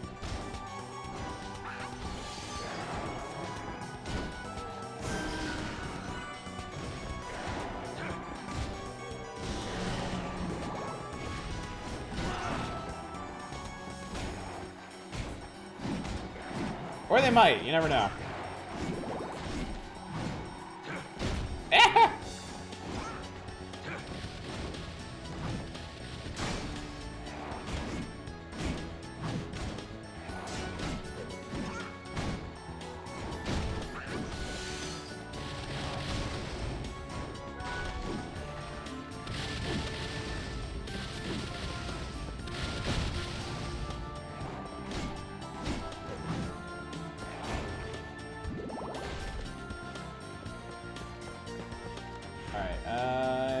Looks like we're going this way.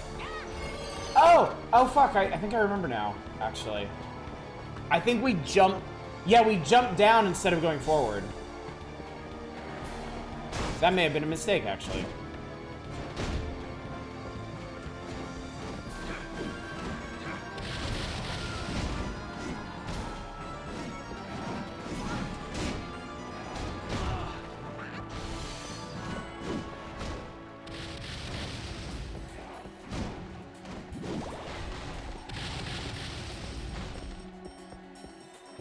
Dude behind Black Mirror is doing a show called Kunk on Earth. And it looks good. I keep misreading the title every time. There are a lot of ways to misread that, too. A lot of really unfortunate readings of that.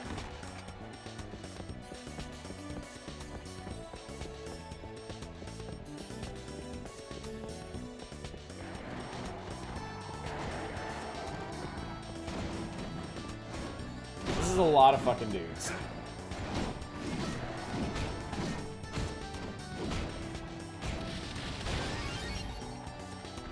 Just leveled up smacking this guy in the face with a shield.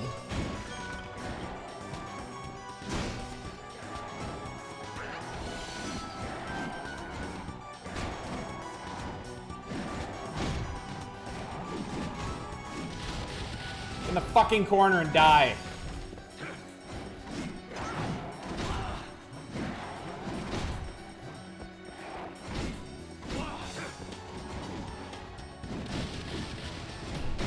Jesus Christ.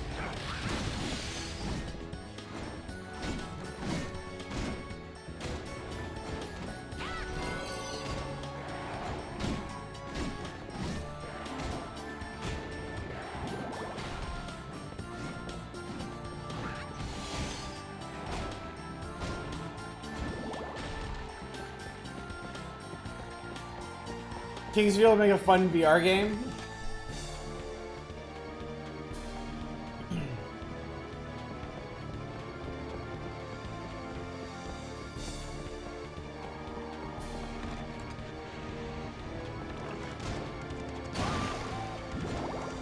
Alright, exploded doggo.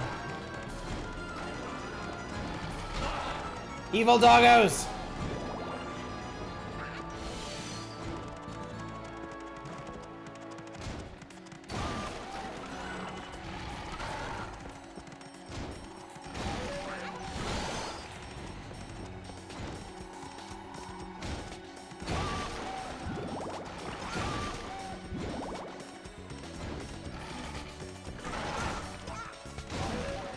Armored Core just makes you want to play Mechton Zeta? I don't think I know that one.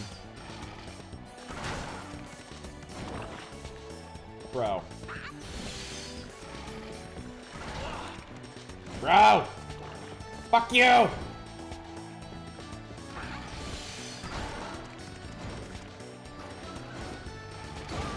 Jesus Christ, man. Okay.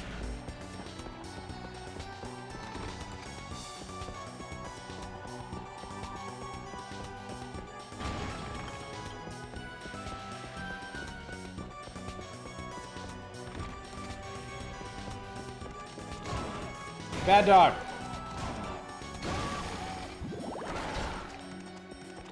No, fucker.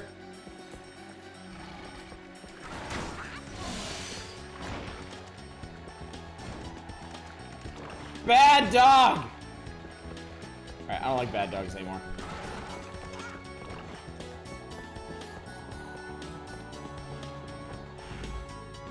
There's a save room here for whatever reason. I suppose we could do that.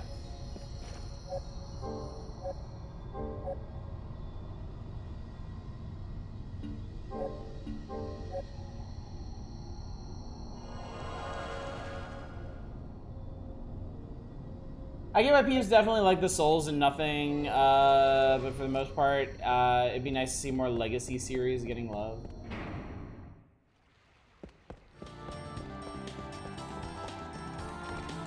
I would love to see a new Armored Core game. Yeah, I jumped down off of here because I was really curious what was below. Where's Echo Knight for? So there's a whole bunch more, whatever the fuck this place is this way, that I didn't do. Oh good, lizard guys! The really hoppy ones. Okay, well, once you flatten them, it's not too bad. That guy seems to have exploded.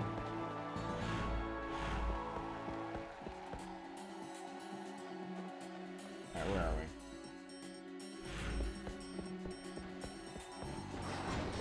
we? Alright, turns out it's not that exciting. It was just the other side of this hallway. Which kinda sucks.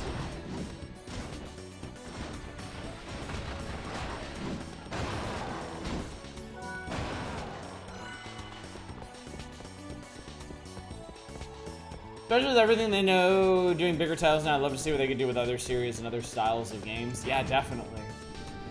But, I mean, I have to assume there's also a ton of pressure on them to just keep cranking out Souls and Souls-adjacent games.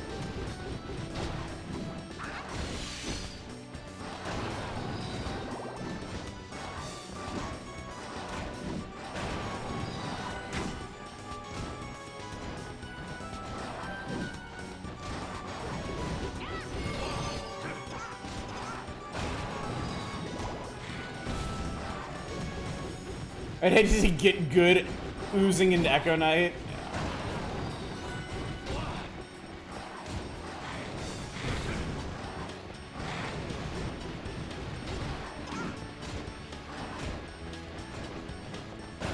I can't believe I'm doing this. I can't believe I'm doing a fucking spike shield.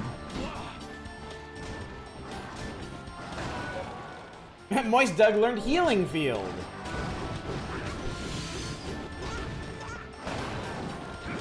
Moist Doug is impressed by your display of skill.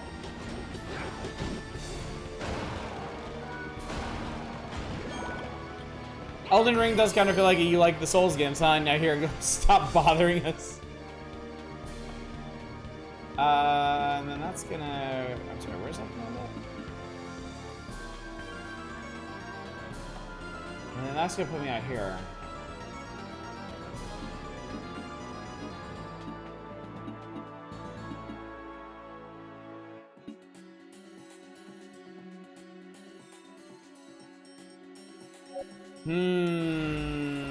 Okay. Alright, I'm going to warp out of here. I'm gonna use a magical ticket. Go back to Julia's shop, and then I need to figure out another place to go.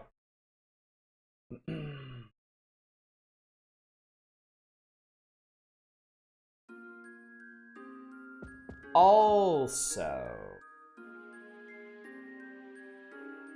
Glad you're back. What can I do for you? I think we need to shell Juicy Doug for a bit. Will that be all? Okay, I'll take it back. Will that be all? Because I think we might should get cat food going. Because our existing burb is already fully... Okay, I'll let you have it. Is already fully upgraded. The other thing I need to do is I need to put sweaty balls out so that I can get a new devil seed or devil shard. Because I can make a third fairy right now, but I don't need to. Not yet. I will soon. I have a second bird, but I don't have a second golem. Julia selling heart items. That's a good question. The answer, of course, is no, she doesn't. Will that be all? Do your best. Do your best. Don't worry about the rest. Okay. So.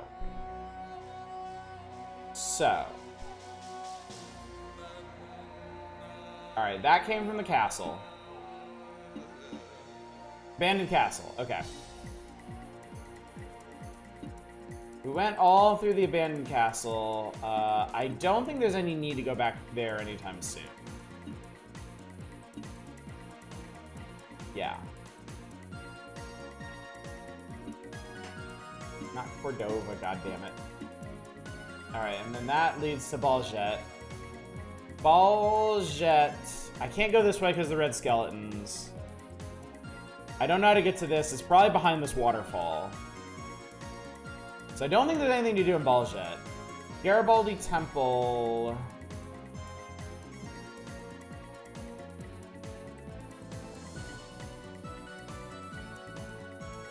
I think that was something I couldn't do.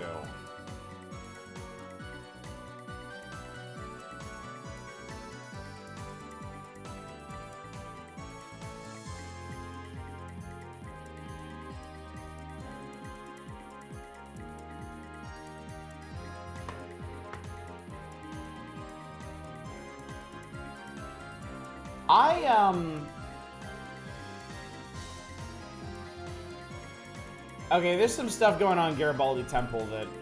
How did I...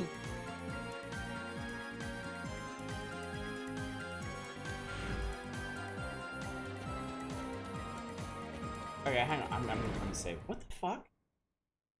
Shit. Oh shit. I recharged this today too. Please work.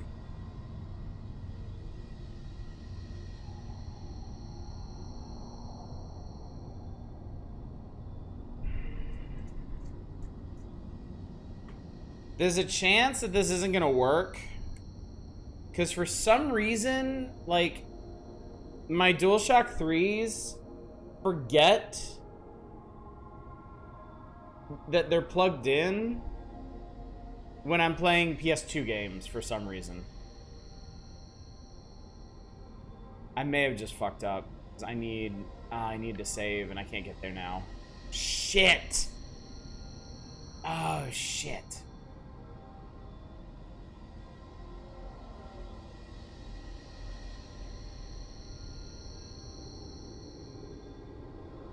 I don't know why it does this either. I don't know if it's the port it's plugged into or what.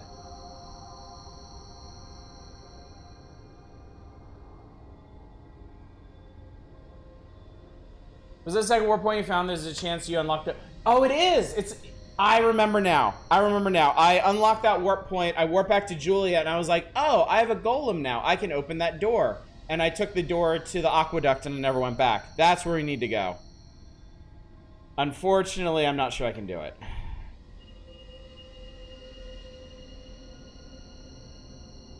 Because I don't think this controller is going to work.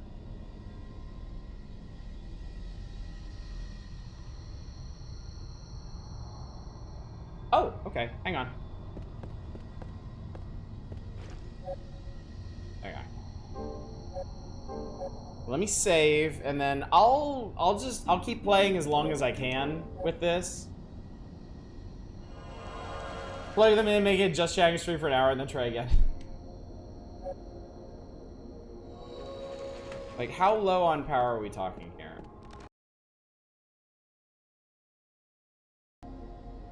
Charge level pretty shitty. Show us your cards. Okay. Okay. When the controller dies, I will show you my Star Wars cards for the rest of the night. How about that? Yeah, this is what distracted me. So let me go back to Garibaldi Temple. I might need to, man, I don't want to buy another DualShock 3. I have two. I have the two that came with this system. This one works fine, but apparently, like, it just has some weird corner case issues. Like, you can't use it plugged in while playing PS2 games, which is insanely specific. The other DualShock 3 I have is busted. Something's really fucked up with it.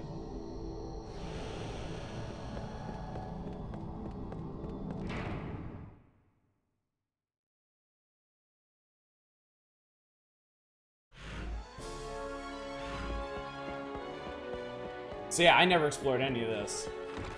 I never finished Garibaldi Temple. Oh my god.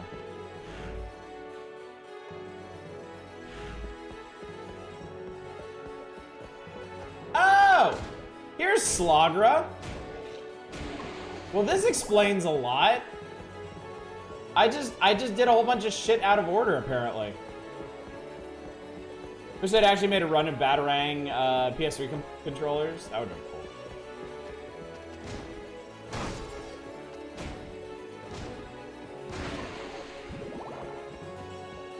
This actually goes downstairs. Interesting. Okay, we're now in basement 1.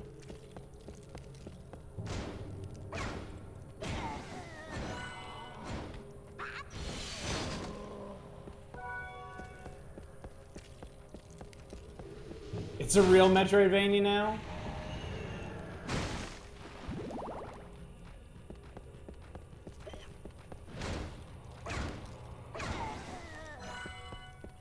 How are we doing on these Evo crystals? 24. 24 out of 90. Okay. This may take some time. But I mean, hey. Shield build is doing work.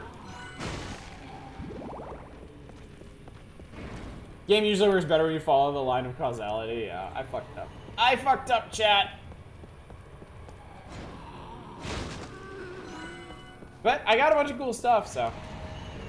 Do the tower again, shields only. No items, final destination. Oi. Spooky ass back here. Grind forever.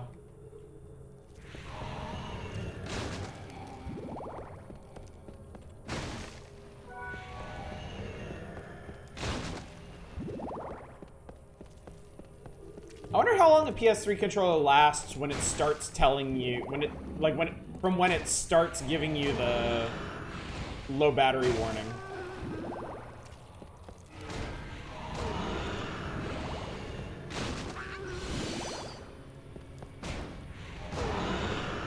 I guess we're gonna find out.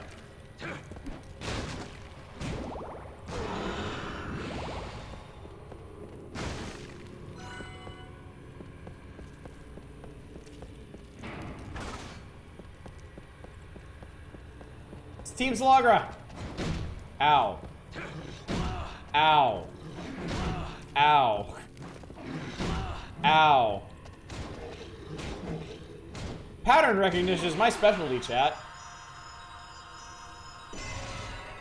Got another shard. Devil shard produced by Moist Doug. Now Moist Doug can have their own offspring.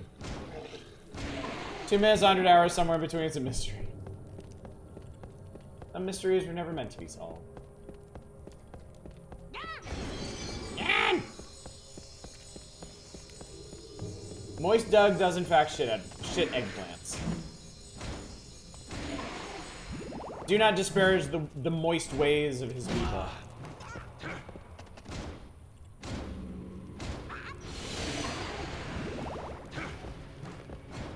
Yeah, you need to turn around, Hector.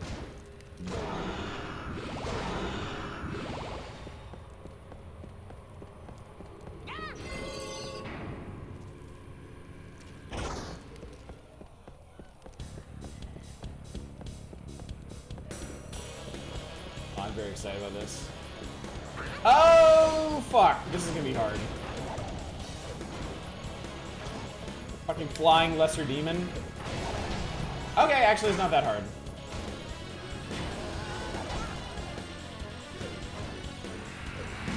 Three good smacks with my shield and he's dead.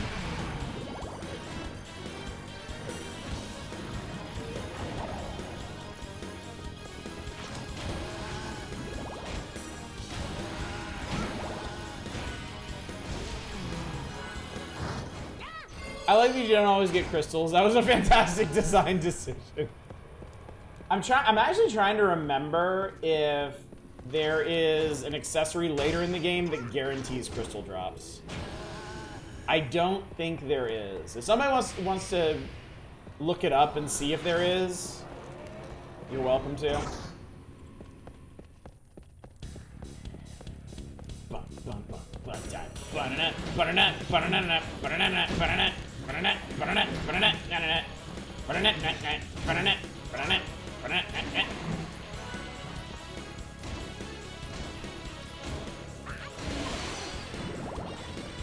Demons! Demons! Loggers! Ow. Stop it. You idiots only do 1 damage, I don't give a shit. You're just annoying me. Prolonging the inevitable.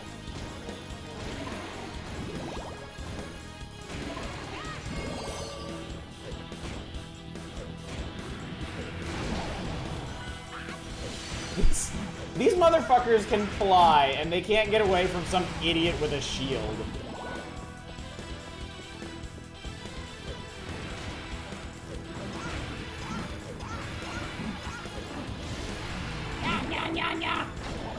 Hey! Listen! Hey, listen! No accessories or double crystals? Okay. Kinda figured.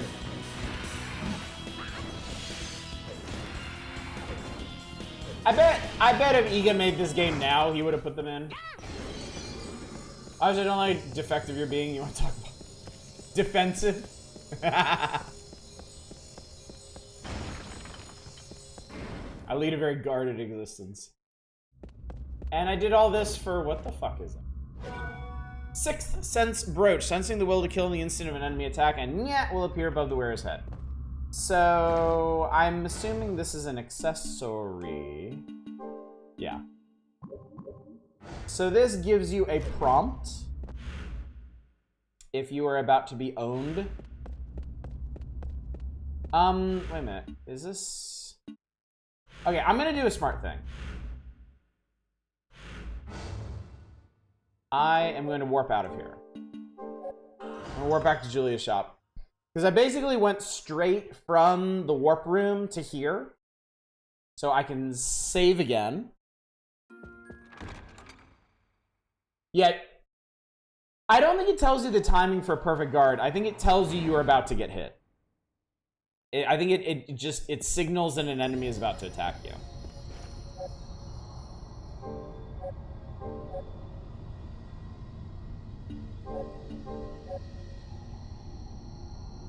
I'm going to be saving more frequently since this controller is dying.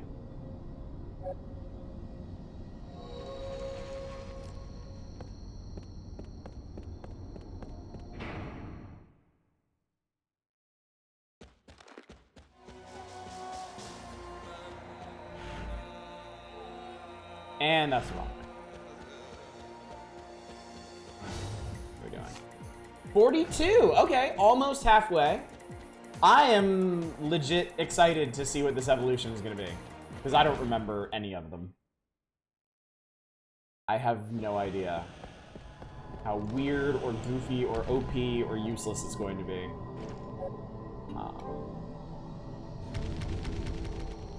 You finished Dusting the Amazing Annie to Void Bastards? Yes! Yes. I have beaten I've beaten Void Bastards twice. I beat it once on normal, and I've beat it once on hard with no deaths.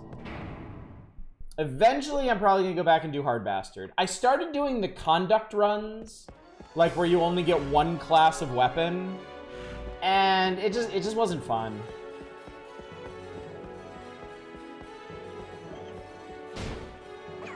I think Hard Bastard's the last thing I want to do in that game. Juicy Doug is just gonna become Dry Doug. Yeah, Void Bastards is one of those games that I really loved it the first time I played it, and now that I've revisited it, I love it even more. It's just a really solid, really fantastic game.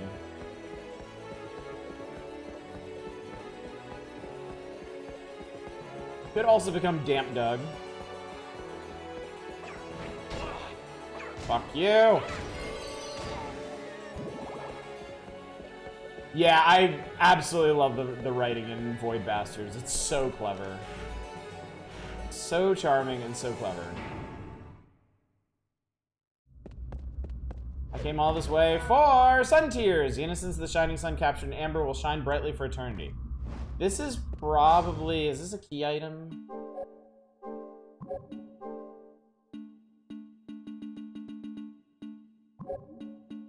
Is it material? It's material. What the fuck is it material for?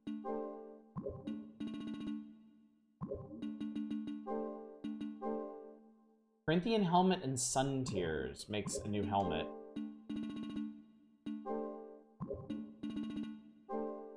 Soft leather armor. Oh, I don't. Oh my god, I don't need these in stock.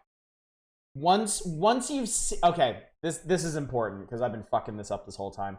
Once you've seen the ingredients for something, it will appear in your list. You don't actually have to have the ingredients on hand. Oh my god. Okay, I'm gonna stop making duplicates of everything now. Well... I'm gonna sit on this for a while. Because I get the feeling Sun Tears might be kind of rare. And I also get the feeling that if I make armor out of them right now, it's going to be a lower tier than what I'm presently using.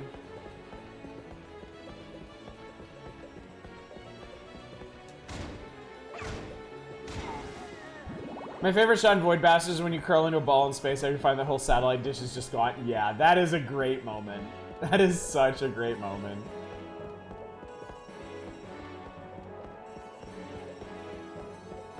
The whole concept is wonderful. Like, I love that pretty much the whole story is driven along with just like the most aggravating like HR doublespeak imaginable, just taken to comedic extremes.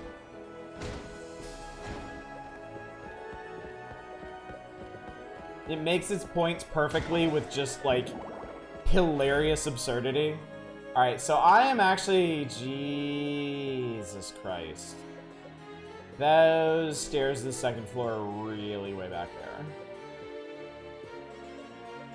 Alright, well, let's see if the controller dies by the time we make it.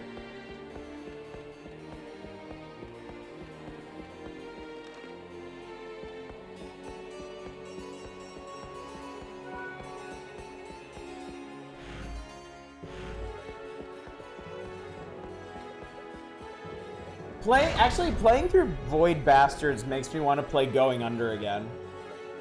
I got pretty far in Going Under, but I never finished it. Void Bastards is the game Douglas Adams would have made if he was a dev.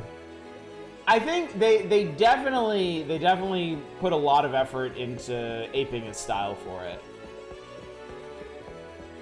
And I think they did a really great job. That perfectly dry British satire. I got to the twist in Going Under and then it got really hard. I don't think I got to the twist. Honestly, if I can be a lowercase g gamer for a minute, I think it got really hard for me before that. The first two dungeons were fine, and then I think it was the dating app one I was having a lot of trouble dealing with.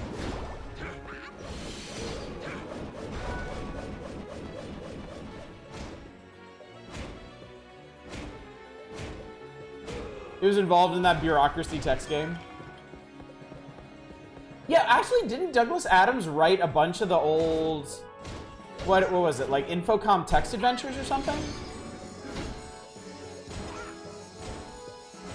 Didn't he do a fair bit of work on games?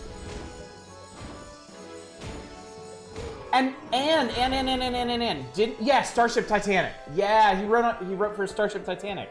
That's a game we might want to play sometime, chat. That's a weird old game nobody remembers exists now. Winky Dink sounds right, yeah. I feel like it was probably my fault. I was probably making a lot of really bad decisions with some of the like options you have when you're going through the dungeons. I think it was just those two in the Hitchhiker's game. I mean, still, that's significant for a writer of his talents. Yeah, Starship Titanic has a text parser, doesn't it? Ah!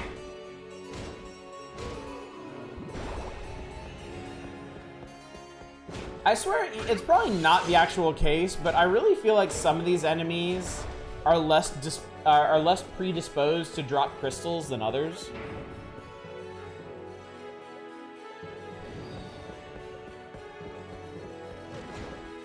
Like, there are some enemies that I fight and just like fucking crystals just pour from their orifices. And then there are others that I fight and I feel like they've never dropped crystals ever. Hi. Stay right there. Don't block, that's rude. Thank you. See, these demons, I know, it's fine. Everything will be fine. These demons, I feel like they drop crystals pretty frequently. All right, Dread, have a good one. Thanks for hanging out with us. It was great to see you. We may not be playing for too much longer anyway, because my controller woes.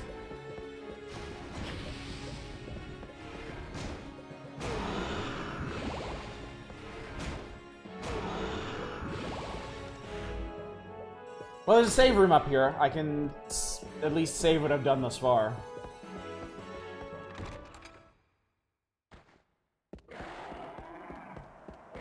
Hi. Fuck you.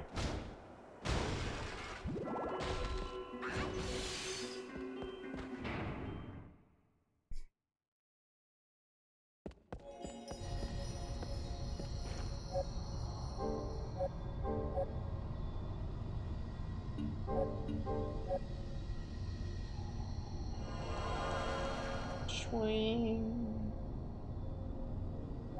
Angelic sounds. I think I really liked with the Void Bastards was how the weapons look patched together with duct tape and prayers, because they are. Yeah. I mean, I loved how many of them were just repurposed tools. Like the stapler. The riveter. Oh, and like all the explosive weapons. I thought all the explosive weapons were hilarious. They're also super fun to use because all of them upgrade into shit that just explodes everywhere. The fucking upgraded cats are so much fun. I used so many kitty bots.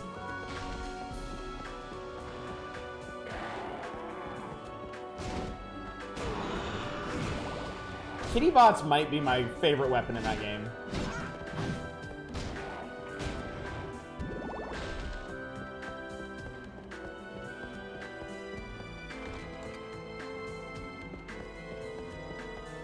Dag!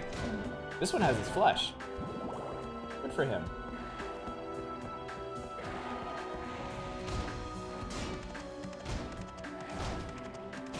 The dog fucking ran right in the way of that. Well, thanks, bud. Fucked up, and I appreciate it.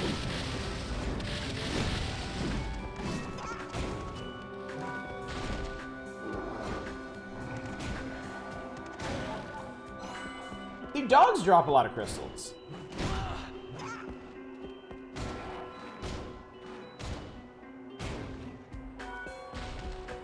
Where are we at? Okay.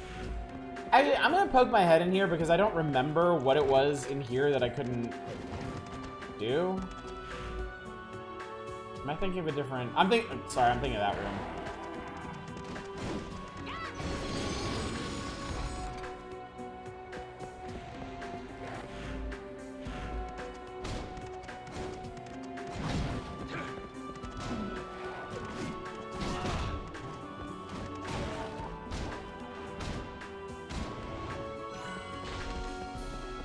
Oh, come on, buddy.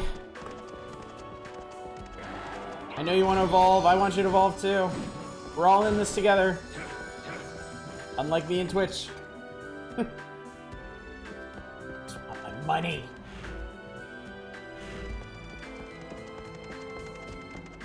Yeah, let me double check and see what was going on in this room. Because it might actually be something I can get past now. Depending.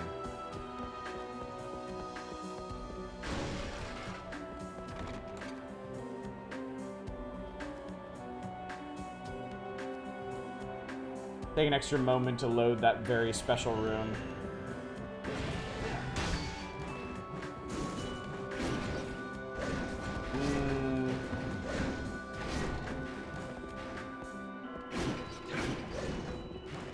It looks breakable, but it isn't.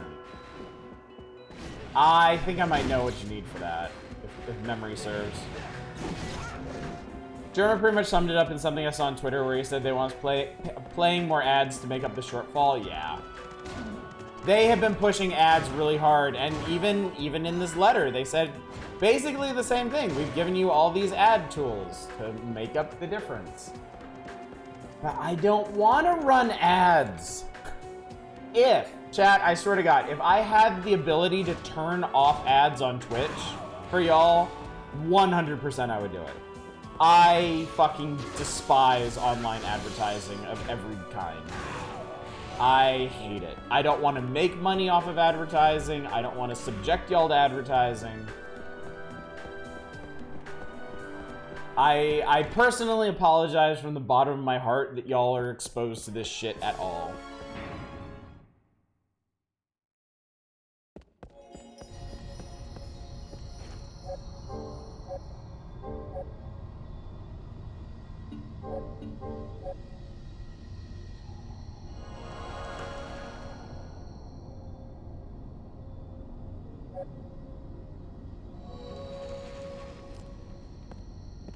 I want to buy 30-year-old Star Wars cards because of you. See, that's what I need. I just need the right sponsorships from the 1990s.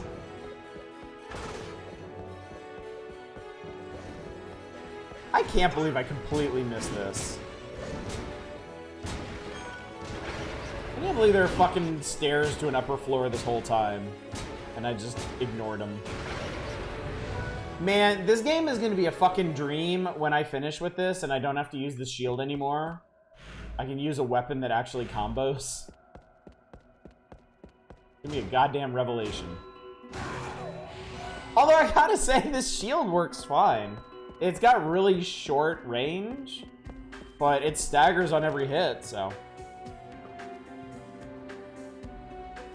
If that's the kind of thing you're turning to as a revenue stream, not a good sign? Yeah, definitely. Interesting time for this to come up. I'm a volunteer on another site, and we're looking at revenue options, and ads are coming up as an option. I mean, they come up because they work. Online advertising, unfortunately, is still really huge. And advertisers will pay a lot for eyeballs on their bullshit. That's the problem. It wouldn't be an issue if it wasn't effective. But it is.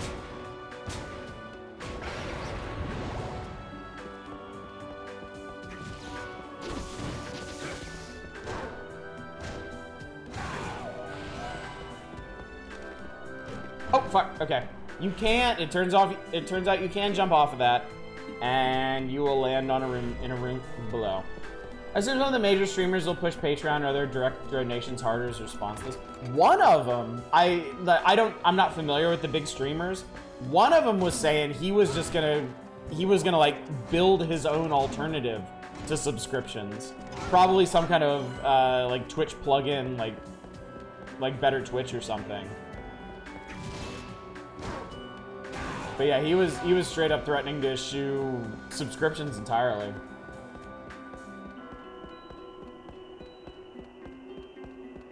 I think that's another thing that happened recently. I think Twitch actually loosened up some of the restrictions on partner contracts. So I think if anything, they have more options now to counter this. Which I don't know. Maybe Twitch thought that would be a pressure valve for this. Of course, I'm sure Twitch vastly underestimated how upset people were gonna be about this whole thing, so. Problem with dropping subs is losing visibility? No, not at all. Subs, as far as I know, subs have no factor in discoverability. It's purely average viewership.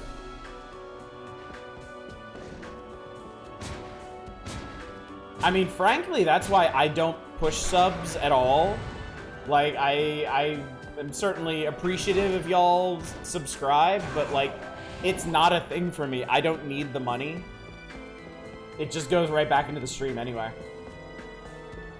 Oh god, that 200 hours a month figure? Y'all. I spend 6 nights a week streaming 3 hours a night, and that comes to less than 90 hours a month, okay? 200 hours a month streaming is fucking bananas.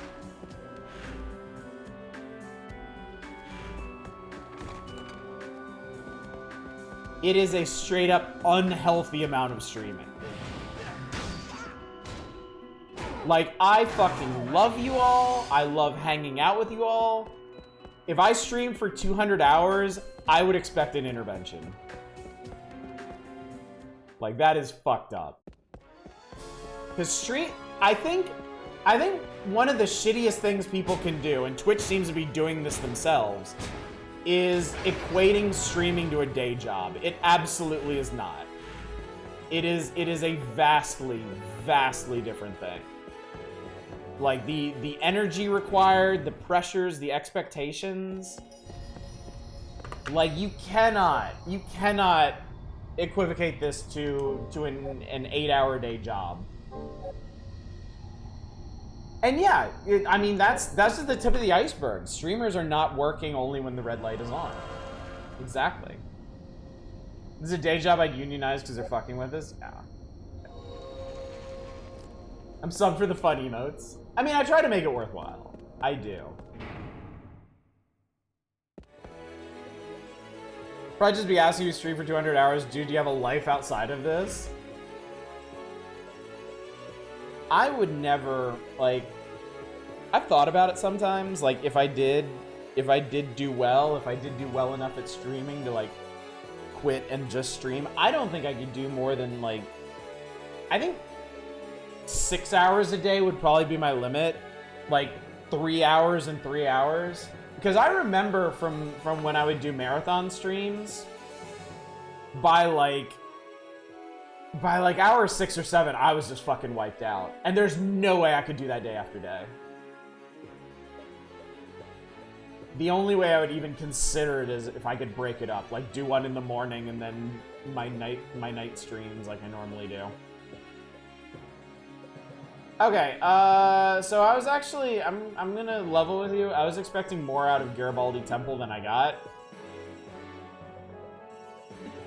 I think maybe it's the forest we should be looking at.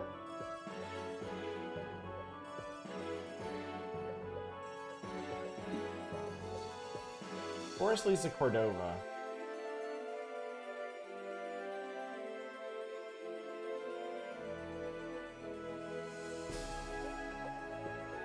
Oh my god, I'm so dumb.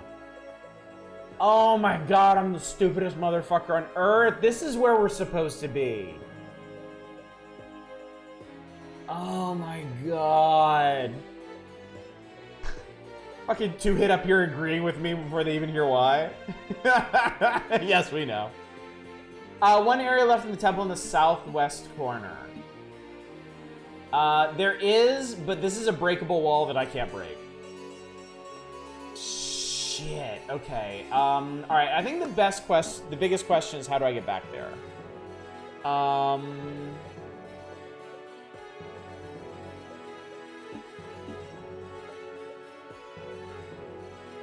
It's okay, we like hanging out with you. I don't remember... Okay, let's try something. I don't remember which save room is my recall room. There is a slim chance. There is a slim chance it's the one in Cordova. Let's find out. Holy shit, it's the one I needed. Ha ha ha ha ha! Streams are still buffering on you every so often, like right now. I'm so sorry to hear that. Like, isn't that the best part of all this? Twitch goes out of the way to be like, yeah, we're clawing back more of our revenue. We're not gonna improve the split for anybody. But we're in this together, gang. And then the tech doesn't even work that well. Like a burst of 2 to 5 times buffering, almost like it's trying to give me ads, even though I have turbo. Ooh, I wonder if that might be what it's doing. That's actually a thought.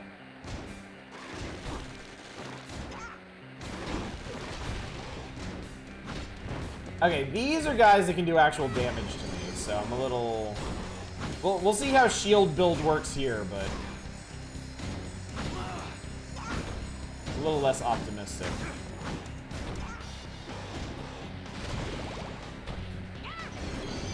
Wait, did you just...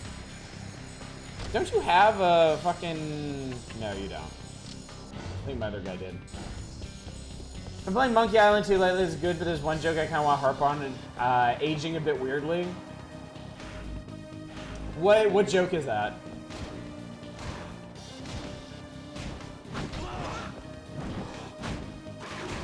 Something that kind of misses the mark on tone. Absolutely leave Twitch out of spite if they get rid of Turbo to push ads harder. I don't think they would do that. Because I have to assume that they price any service that gets you out of ads to make more money up front. So in theory, Turbo should be more profitable for them than cutting it. But I don't really know anything anymore. I can't say with confidence how any of this shit works, so fuck it. These guys are not fucking around. Okay, that's one down at least. Poisonous vomit.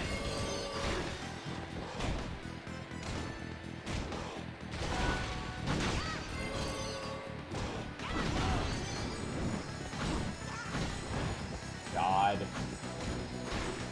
You're being a dick, stop it. My God.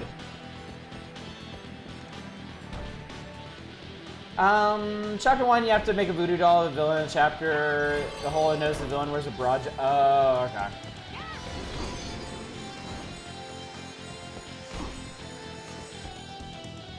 Yeah, that definitely sounds like something that didn't age well. Alright, downplay Twitch Turbo where most people don't even know it exists. That is true. I don't think I've ever had Twitch advertise Turbo to me in any way, shape, or form. And I don't see a lot of people with Turbo either.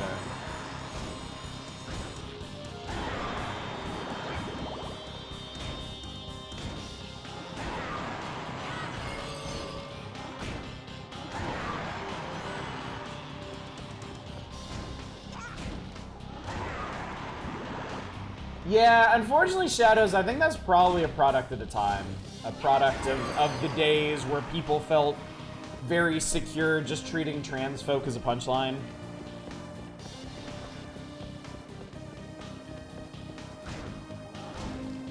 Certainly doesn't excuse it, but oh my God, is this the evolution? Chat!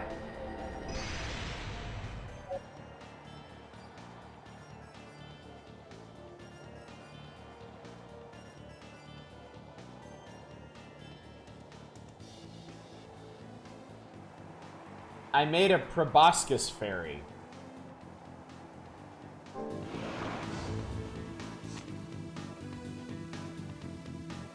Wait a minute. Wait a minute, this is some middle-aged dude with like a giant nose. I think they named him this because of his huge schnoz.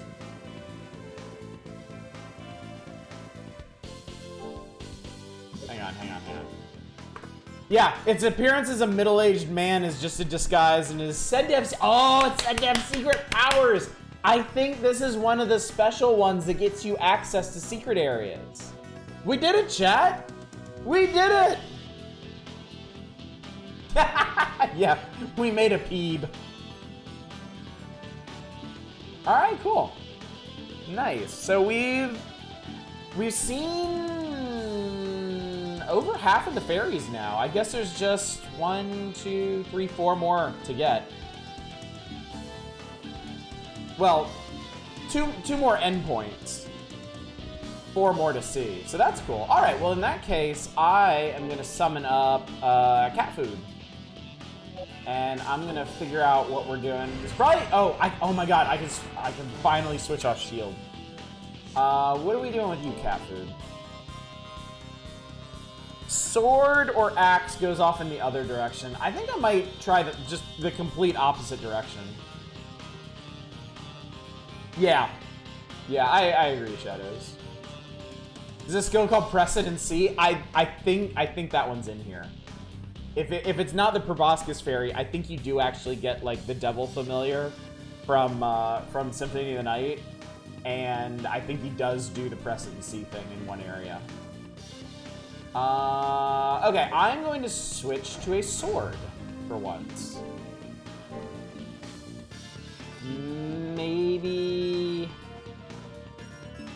let's do something fast for a while, because I've been using slow shit for a really long time now, and I would just like to stab the fuck out of some people. Also, our burb is gonna be leveling up like a motherfucker, because they always start at level 1. Aw, quit biting me.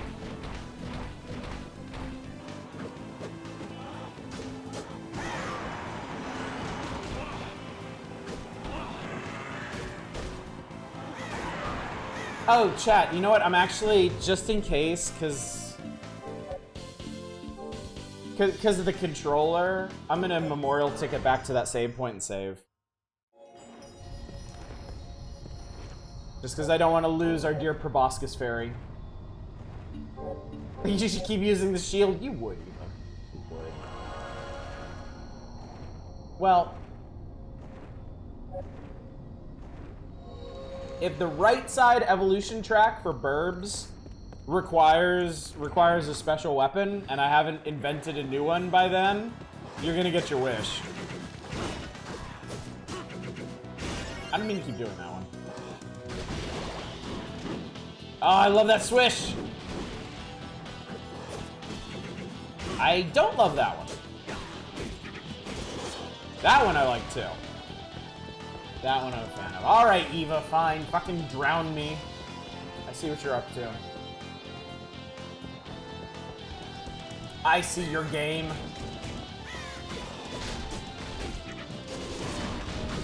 That one's a fun one. And there's a 5th combo too, which is really nice. Did you do all this shit when you were fencing? Hell no. I wish. This is totally,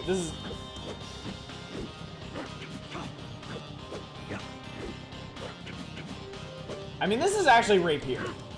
This is very much rapier. There is technically a, yeah, I was just a poke kind of guy. Rapier is a 4th style of fencing, but I don't believe there's any official rapier competitions or organization. Because rapier is basically how you used to use these weapons to kill people. Rapier is like old school dueling.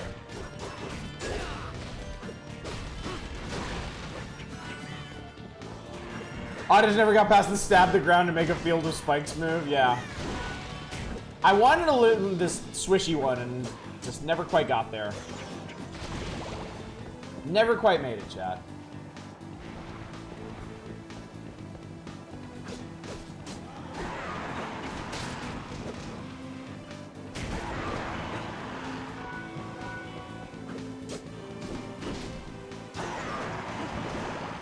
Rapier is largely lock up the sword and then stab in the heart kind of stuff. Yeah, yeah. Because I think, if I remember correctly, in Rapier, you usually had an offhand weapon, too. Like a parrying dagger or something.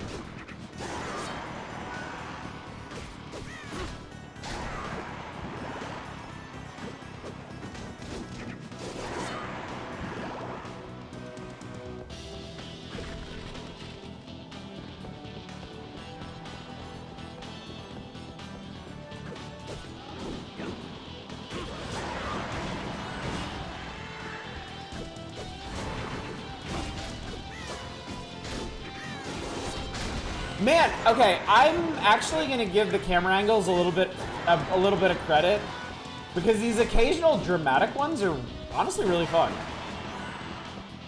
Rapier and Wakazashi confuse the shit out of your opponents. Just a weeb who couldn't commit. Yeah, this is actually like the sword weapons are actually really fun in this. The sword weapons are really fun, the punch weapons are really fun. Spear and axe are fun if you don't mind the pace. If you like the big smashy stuff. I'm honestly probably just gonna run past these guys. These guys are annoying. Oh, but Burb wants to fight. No matter resist the clarion call of Burb.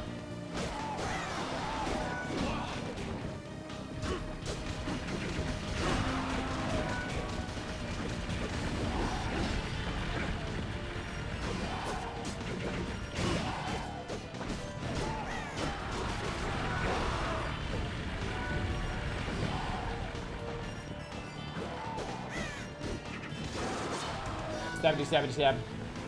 Whoop. Whoop. Whoop.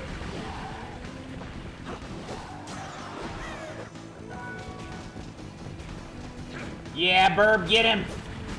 Get him! Get him! Get him!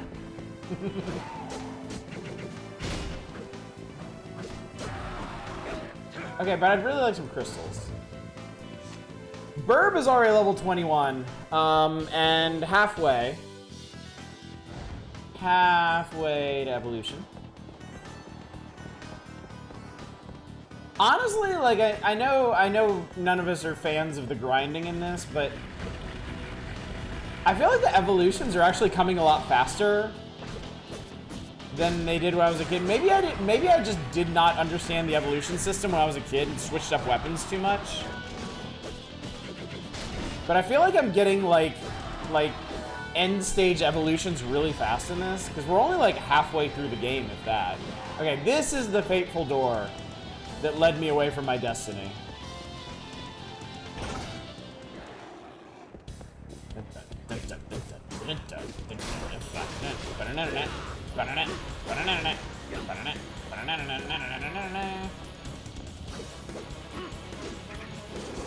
Oh, Hector. My God, Hector.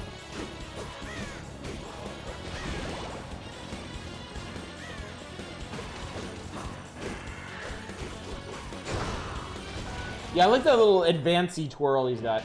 Seems to be okay. It's definitely not some of my Elden Ring grinding. Yeah, it's not too bad. I'm actually having... I think the big thing is I'm having a much easier time hitting the end of these evolution paths than I thought I would. Like, that Proboscis Fairy alone, like, means there's a pretty good chance we might be able to get a lot more secrets than I thought we would in this. Shit. I perfect guarded fire.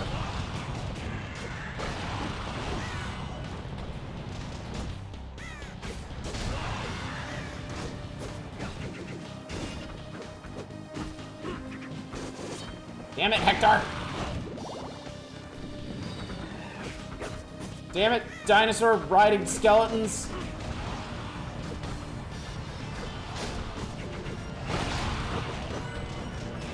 These guys are full of crystals. Ow. How many IDs are there anyway with base forms? I want to say 4. I think we're only missing 1. But I'm not sure. I don't remember.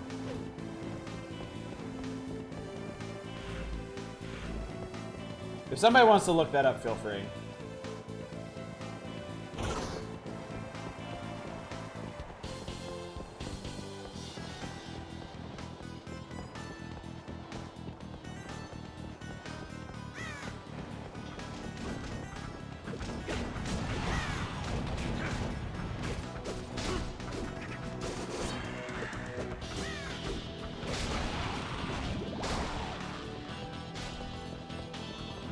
Holy shit, he killed the skeleton off of it.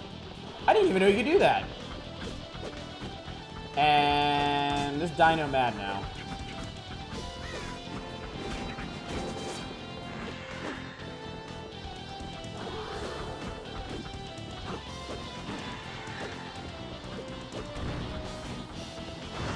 Thank you, Bird. Bird seems to have made it worse.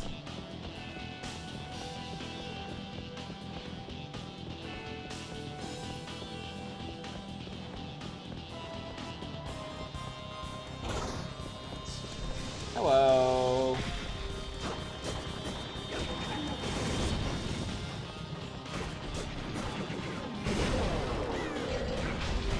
Boom.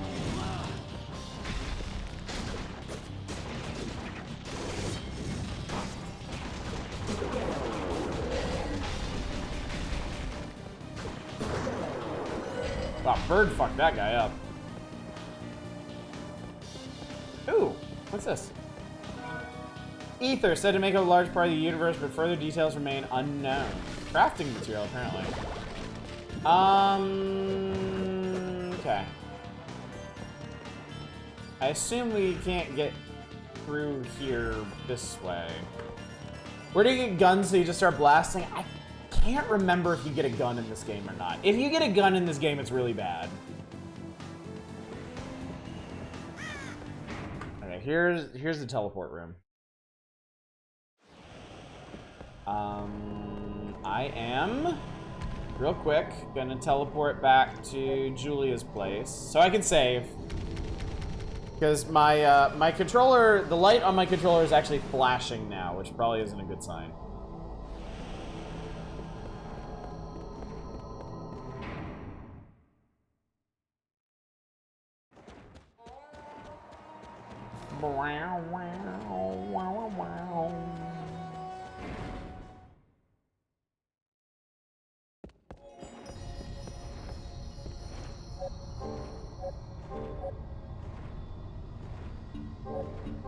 Whew, okay.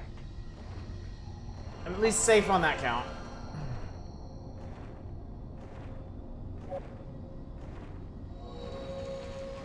Noom. Noom.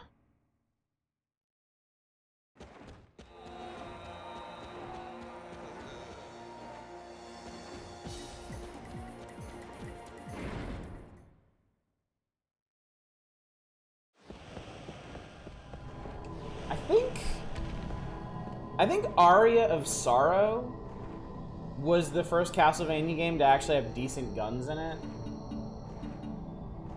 There are only 3 guns in that game, but they all... well, 2 of them serve a purpose.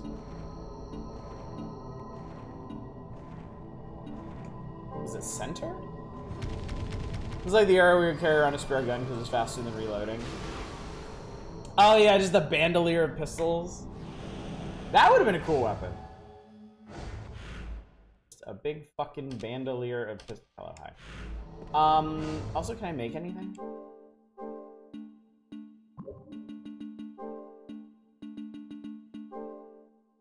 Just the sun tier thing.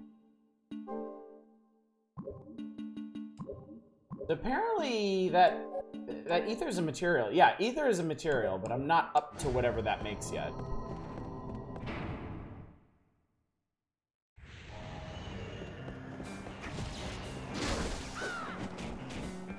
I can do that now too, asshole. Oh, fuck.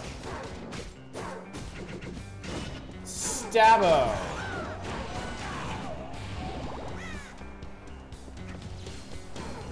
Yeah. Powerful bird cancel.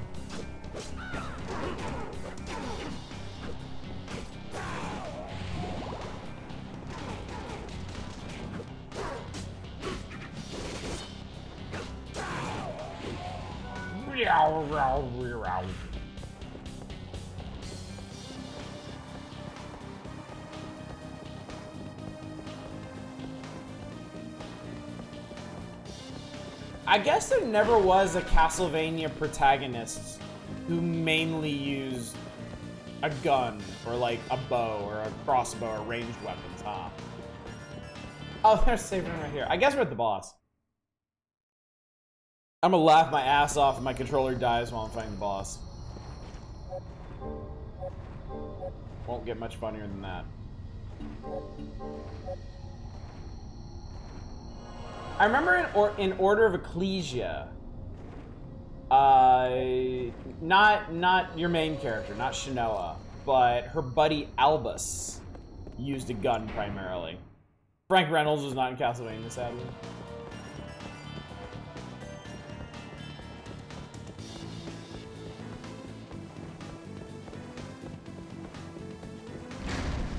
Done. Guns aren't really that good in Bloodstained either. I don't think I ever got any of the guns in Bloodstained. So, you've caught up already. Only took me 9 hours. It's still too soon, but all the same. I'll test your abilities and see how much of your power has been restored. Come on! Whoa, hello. Ah! I got a double vein from him.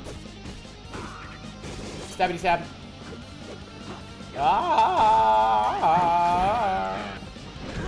Holy shit, dude. I wish I could do that.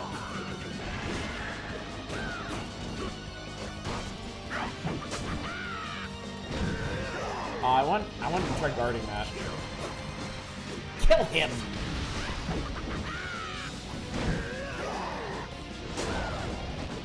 Oh my god, I just figured something out. I'm so dumb. Cue all the yeah we knows in chat. I figured out how to launch people. You do an attack while guarding. And it does an upward attack with whatever weapon you're using.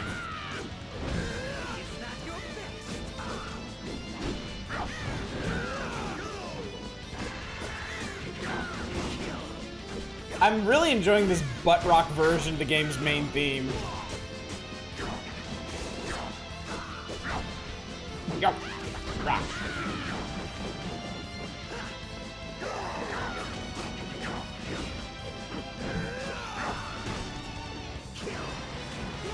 Kill him. Isaac doesn't believe in shirts. Nope.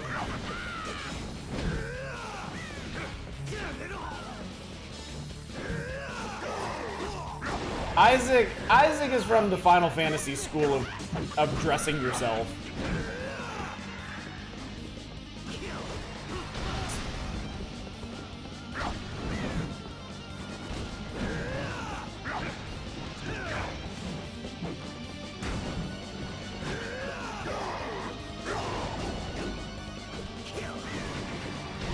Uh-oh. Oh god, oh Jesus, oh fuck. Burb! Alright. We're switching out for Moist Doug. Get in here, buddy. Isaac left his shirt equipped slot in his other pants.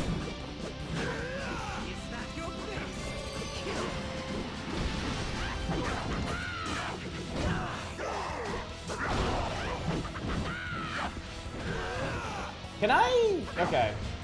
I need you to actually heal. That would be super cool if you did. Fuck it, I mean a hot dog. Mmm, delicious hot dogs. Wash that down. Wow, ramen's worth a lot. Thanks, buddy.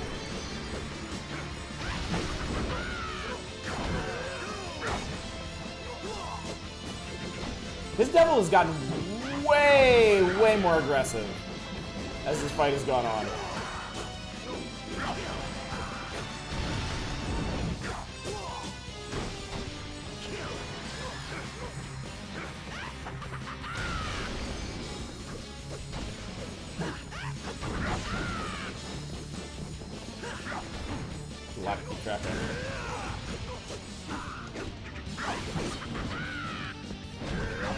Oi!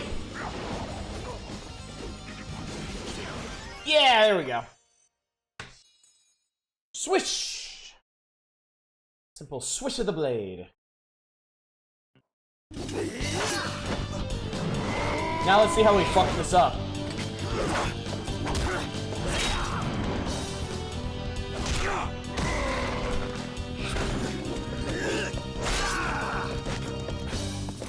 Ah, how gratifying. Your power is indeed returning, but it's still not enough. Brother, stop!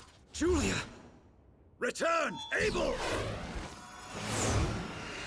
Brother? Plot twist! Interruption. Well, so be it.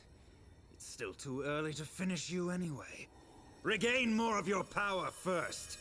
You'll need it all if you hope to kill me. You are not getting away! No! He already did. Let him go! He's not even there. So, I was taken in. You were in league with Isaac all along! Think what you like, but I do wish for you to stop him, honestly. Then why did you keep me from him? Because it is too soon. You still lack the strength and spirit to defeat him. I know that my strength is still growing. But what do you mean by my spirit? You must understand this. My brother is in the venomous grip of Lord Dracula's curse. The desires of a single man mean nothing. The curse rules him. Then go with Belmont or one of his vampire slayers. Someone you can be sure of. No, Hector. You must be the one to defeat No, him. Hector. My It brother must be has always you. respected you. Only you can free him from the curse. And also, if you are the one to slay him, only then could I live with it. A curse I of understand. darkness. Yeah, she's Isaac's sister. Of course, he is your brother. Forgive me. I was vexed. I did not mean to offend. I was vexed. I will do Isaac, what I you can, vex me so. and I will do what I can. So, she's Isaac's Be sister, vigilant, Hector. and she looks exactly like Hector's dead girlfriend that Isaac killed. It bodes not well. So, pathos for everybody here. She has a massive fucking forehead. Get out of here, cat food.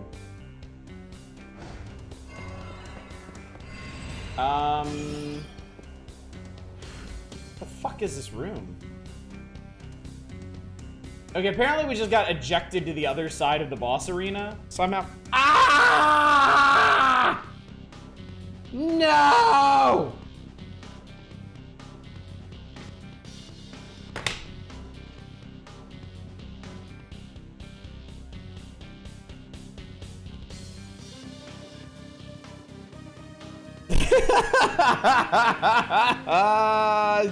Shit.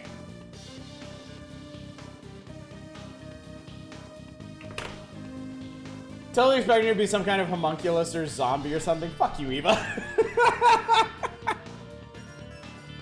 No, as far as I can remember, god damn it, y'all. As far as I can remember, there are no like crazy twists in this game.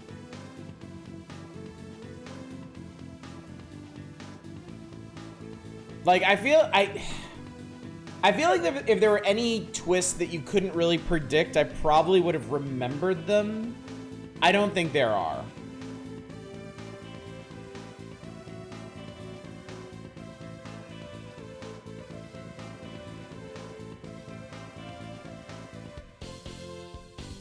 Yeah.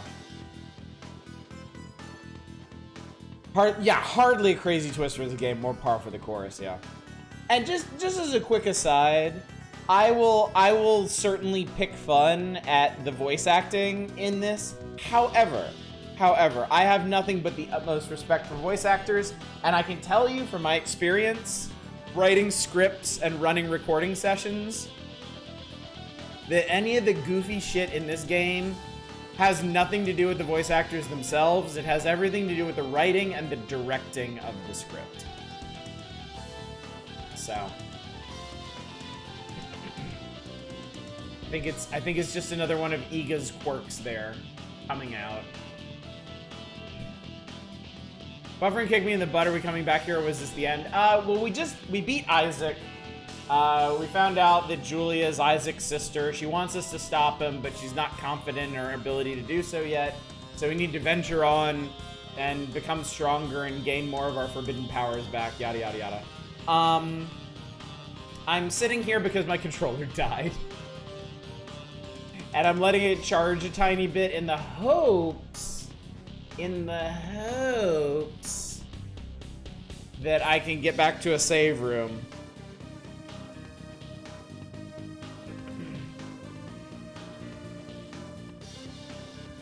Controller did pretty well though, honestly. I mean, we've come right up on quitting time. Unfortunately, I probably would have gone a bit late tonight. Otherwise, because I see that next door. I noticed it's a green door. I think it's another innocent devil. So we'd have a new devil type to play with. The way you were talking, I thought you were quitting the game in general. No, I'm still enjoying this very much. It's definitely not the greatest Castlevania. It has slow moments, but I do like this quite a bit. These days I'm gonna keep blasting, keep going, and make Oddish do a 24-hour stream. That will never happen, I don't think. I see a lot of people doing these streamathons where they start streaming and they're like, for every sub I get, I'll add another 10 minutes to the stream, and then they end up streaming for like 6 days or something. I'm never gonna do one of those. I have, you wouldn't know it by looking at me, or from my diet, but I have a little more respect for my body than that. If the controller doesn't reconnect, do you have to do the fight again? Yes. Yes, I do. And if I do have to do it again, I'll do it off stream. Or I mean, it's not even that long of a fight. I'd probably just do it on Monday. They still go to sleep during those streams? Yeah, but like spending every waking hour streaming, as much as I love streaming, would be like a huge stress on me. Like, I know that from doing like 8-hour streams before. 8 hours was pushing it.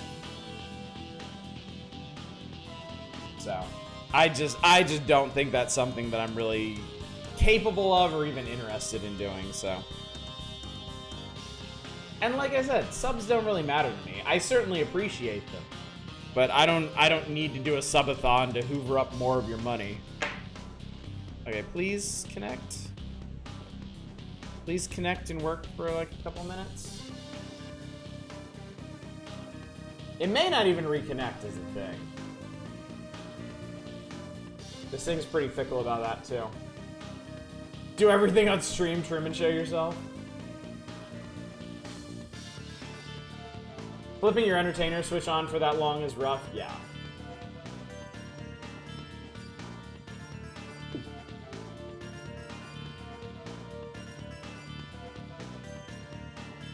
Come on, thing. You can do it, I believe in you. What if I plug it in and unplug it a bunch? What if I just confuse the shit out of it? I'm so annoyed this thing doesn't work plugged in. With PS2 games. It's fine with other stuff. Like PS1 games, no problem. That sounds like it would make it worse. I mean, if it's not connecting, it's not connecting. So.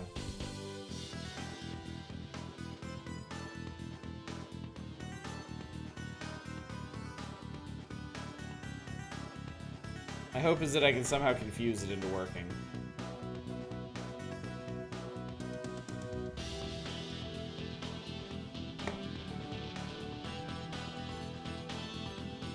Bang it against the desk a few times, it'll fix it. I feel like that's probably what happened to the other DualShock 3 I got.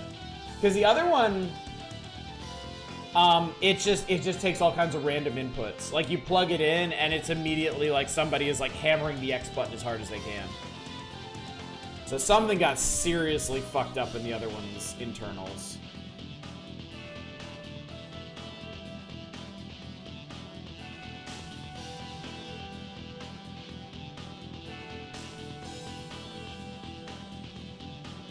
The really weird part is if I plug this thing in, Like, I can't even open the system menu with the PlayStation button.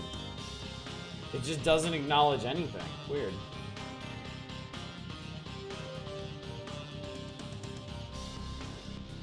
And I don't know why that is.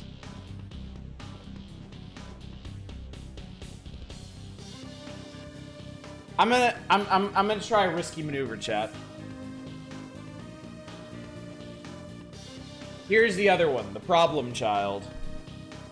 If I could get the PlayStation menu open, this might work.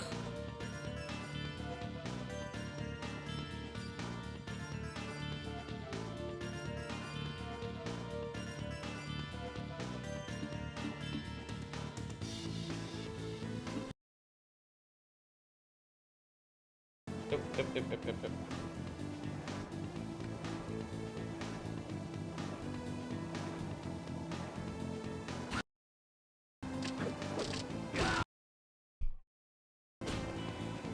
Hot swap the controller like Indiana Jones in the bag of sand.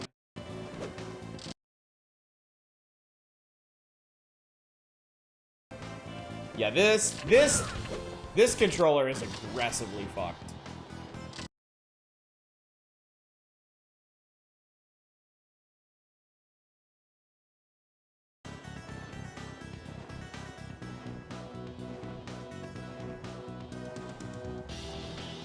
Is this actually...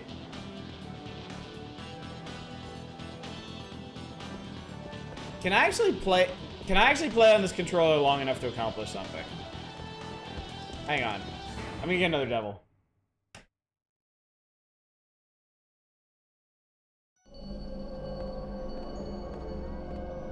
Time to be brave and snag an open PS3 controller off of eBay. I probably should, honestly.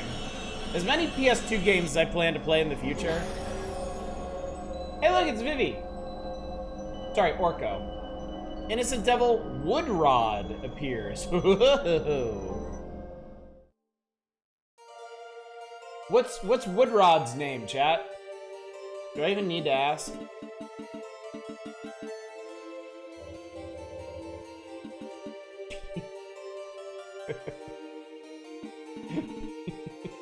I like eggplant.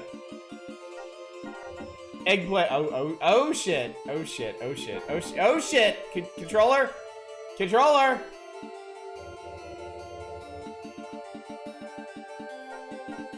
Controller. Controller.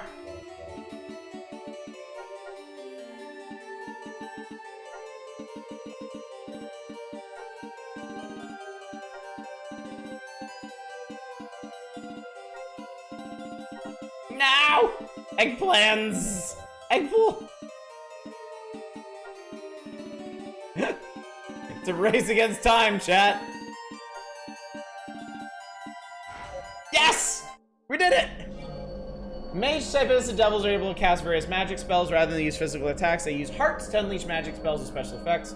For instance, time stop is one magic spell that temporarily stops time in the world. Cool, okay. What's your chart? Oh, Jesus Christ. All right, sword and punch are one side, so we'll go with that, sure. All right, I'm gonna hoof it back to the save room. I hope, maybe, I guess yes. So I guess this controller is functional for simple tasks, but I couldn't play through the game with this thing.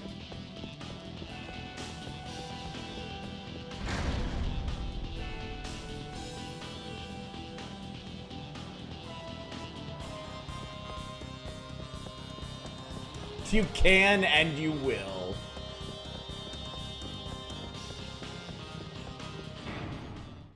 Wouldn't want to fight a boss with it.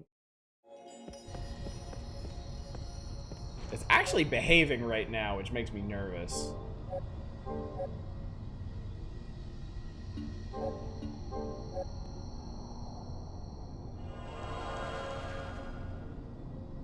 I might experiment with this guy, actually. All right, chat. Well, oh shit. Shit. Let's skip. Okay. No, Hector. Hector! Hector, we're done! Hector!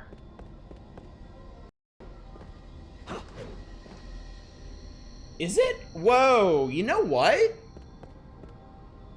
I think it's the PlayStation button itself. I think this controller is mostly okay until you hit the PlayStation button and then it loses its fucking mind.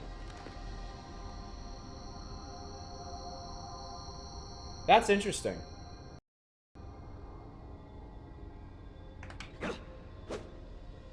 Or if I put it down. Anyway, chat. That's gonna do it for Castlevania Curse of Darkness for the night. We made some good progress. I know where we're going now. We got a new Innocent Devil. We're doing good on evolutions and equipment. It's all coming up roses. I hope to finish this next week. I hope I can finish this in 3 more streams. I think I can, but we will see. I may need to steal an extra night, depending. So, tomorrow night, we are going to... It's technically the Power Hours, but we're still playing Arcana. I'm going back to Arcana. I'm working through more of that. I don't think we're going to finish that tomorrow night. I think we're going to need Saturday for that as well. And then hopefully we can also... Well, actually, even if we don't finish the magazine on Saturday, we'll have next Thursday as well, probably. So, I don't know. Trying to wrap up a lot of stuff before Spooktober starts in earnest, so we can just do wall-to-wall old horror games as chosen by y'all. And of course, voting for that starts tomorrow. I will pull together the forum and put that up in the morning on Discord, and then we'll talk about it during the stream as well. Also, the wheel. The wheel is this Friday. You have 1 more night to get in your nominations for the wheel if you haven't yet. Remember, free game on Steam with prologue in the title is what we're looking for. So. With that, chat, let's go find somebody to raid. Let us raid a people. Let us go raid... Oh, well. Blue Zest is doing My Summer Car, so let's go hang out with them and enjoy. So yeah, thanks again for coming out, chat. Thanks for joining me for yet more Castlevania in all of its weird, janky, kitschy forms. There's more neat stuff ahead, more weird evolutions and weird weapons and weird secrets and stuff, so hopefully you'll be around for that. And hopefully I will see you tomorrow as we continue Arcana. But until then, as always, y'all take care. Bye, everybody.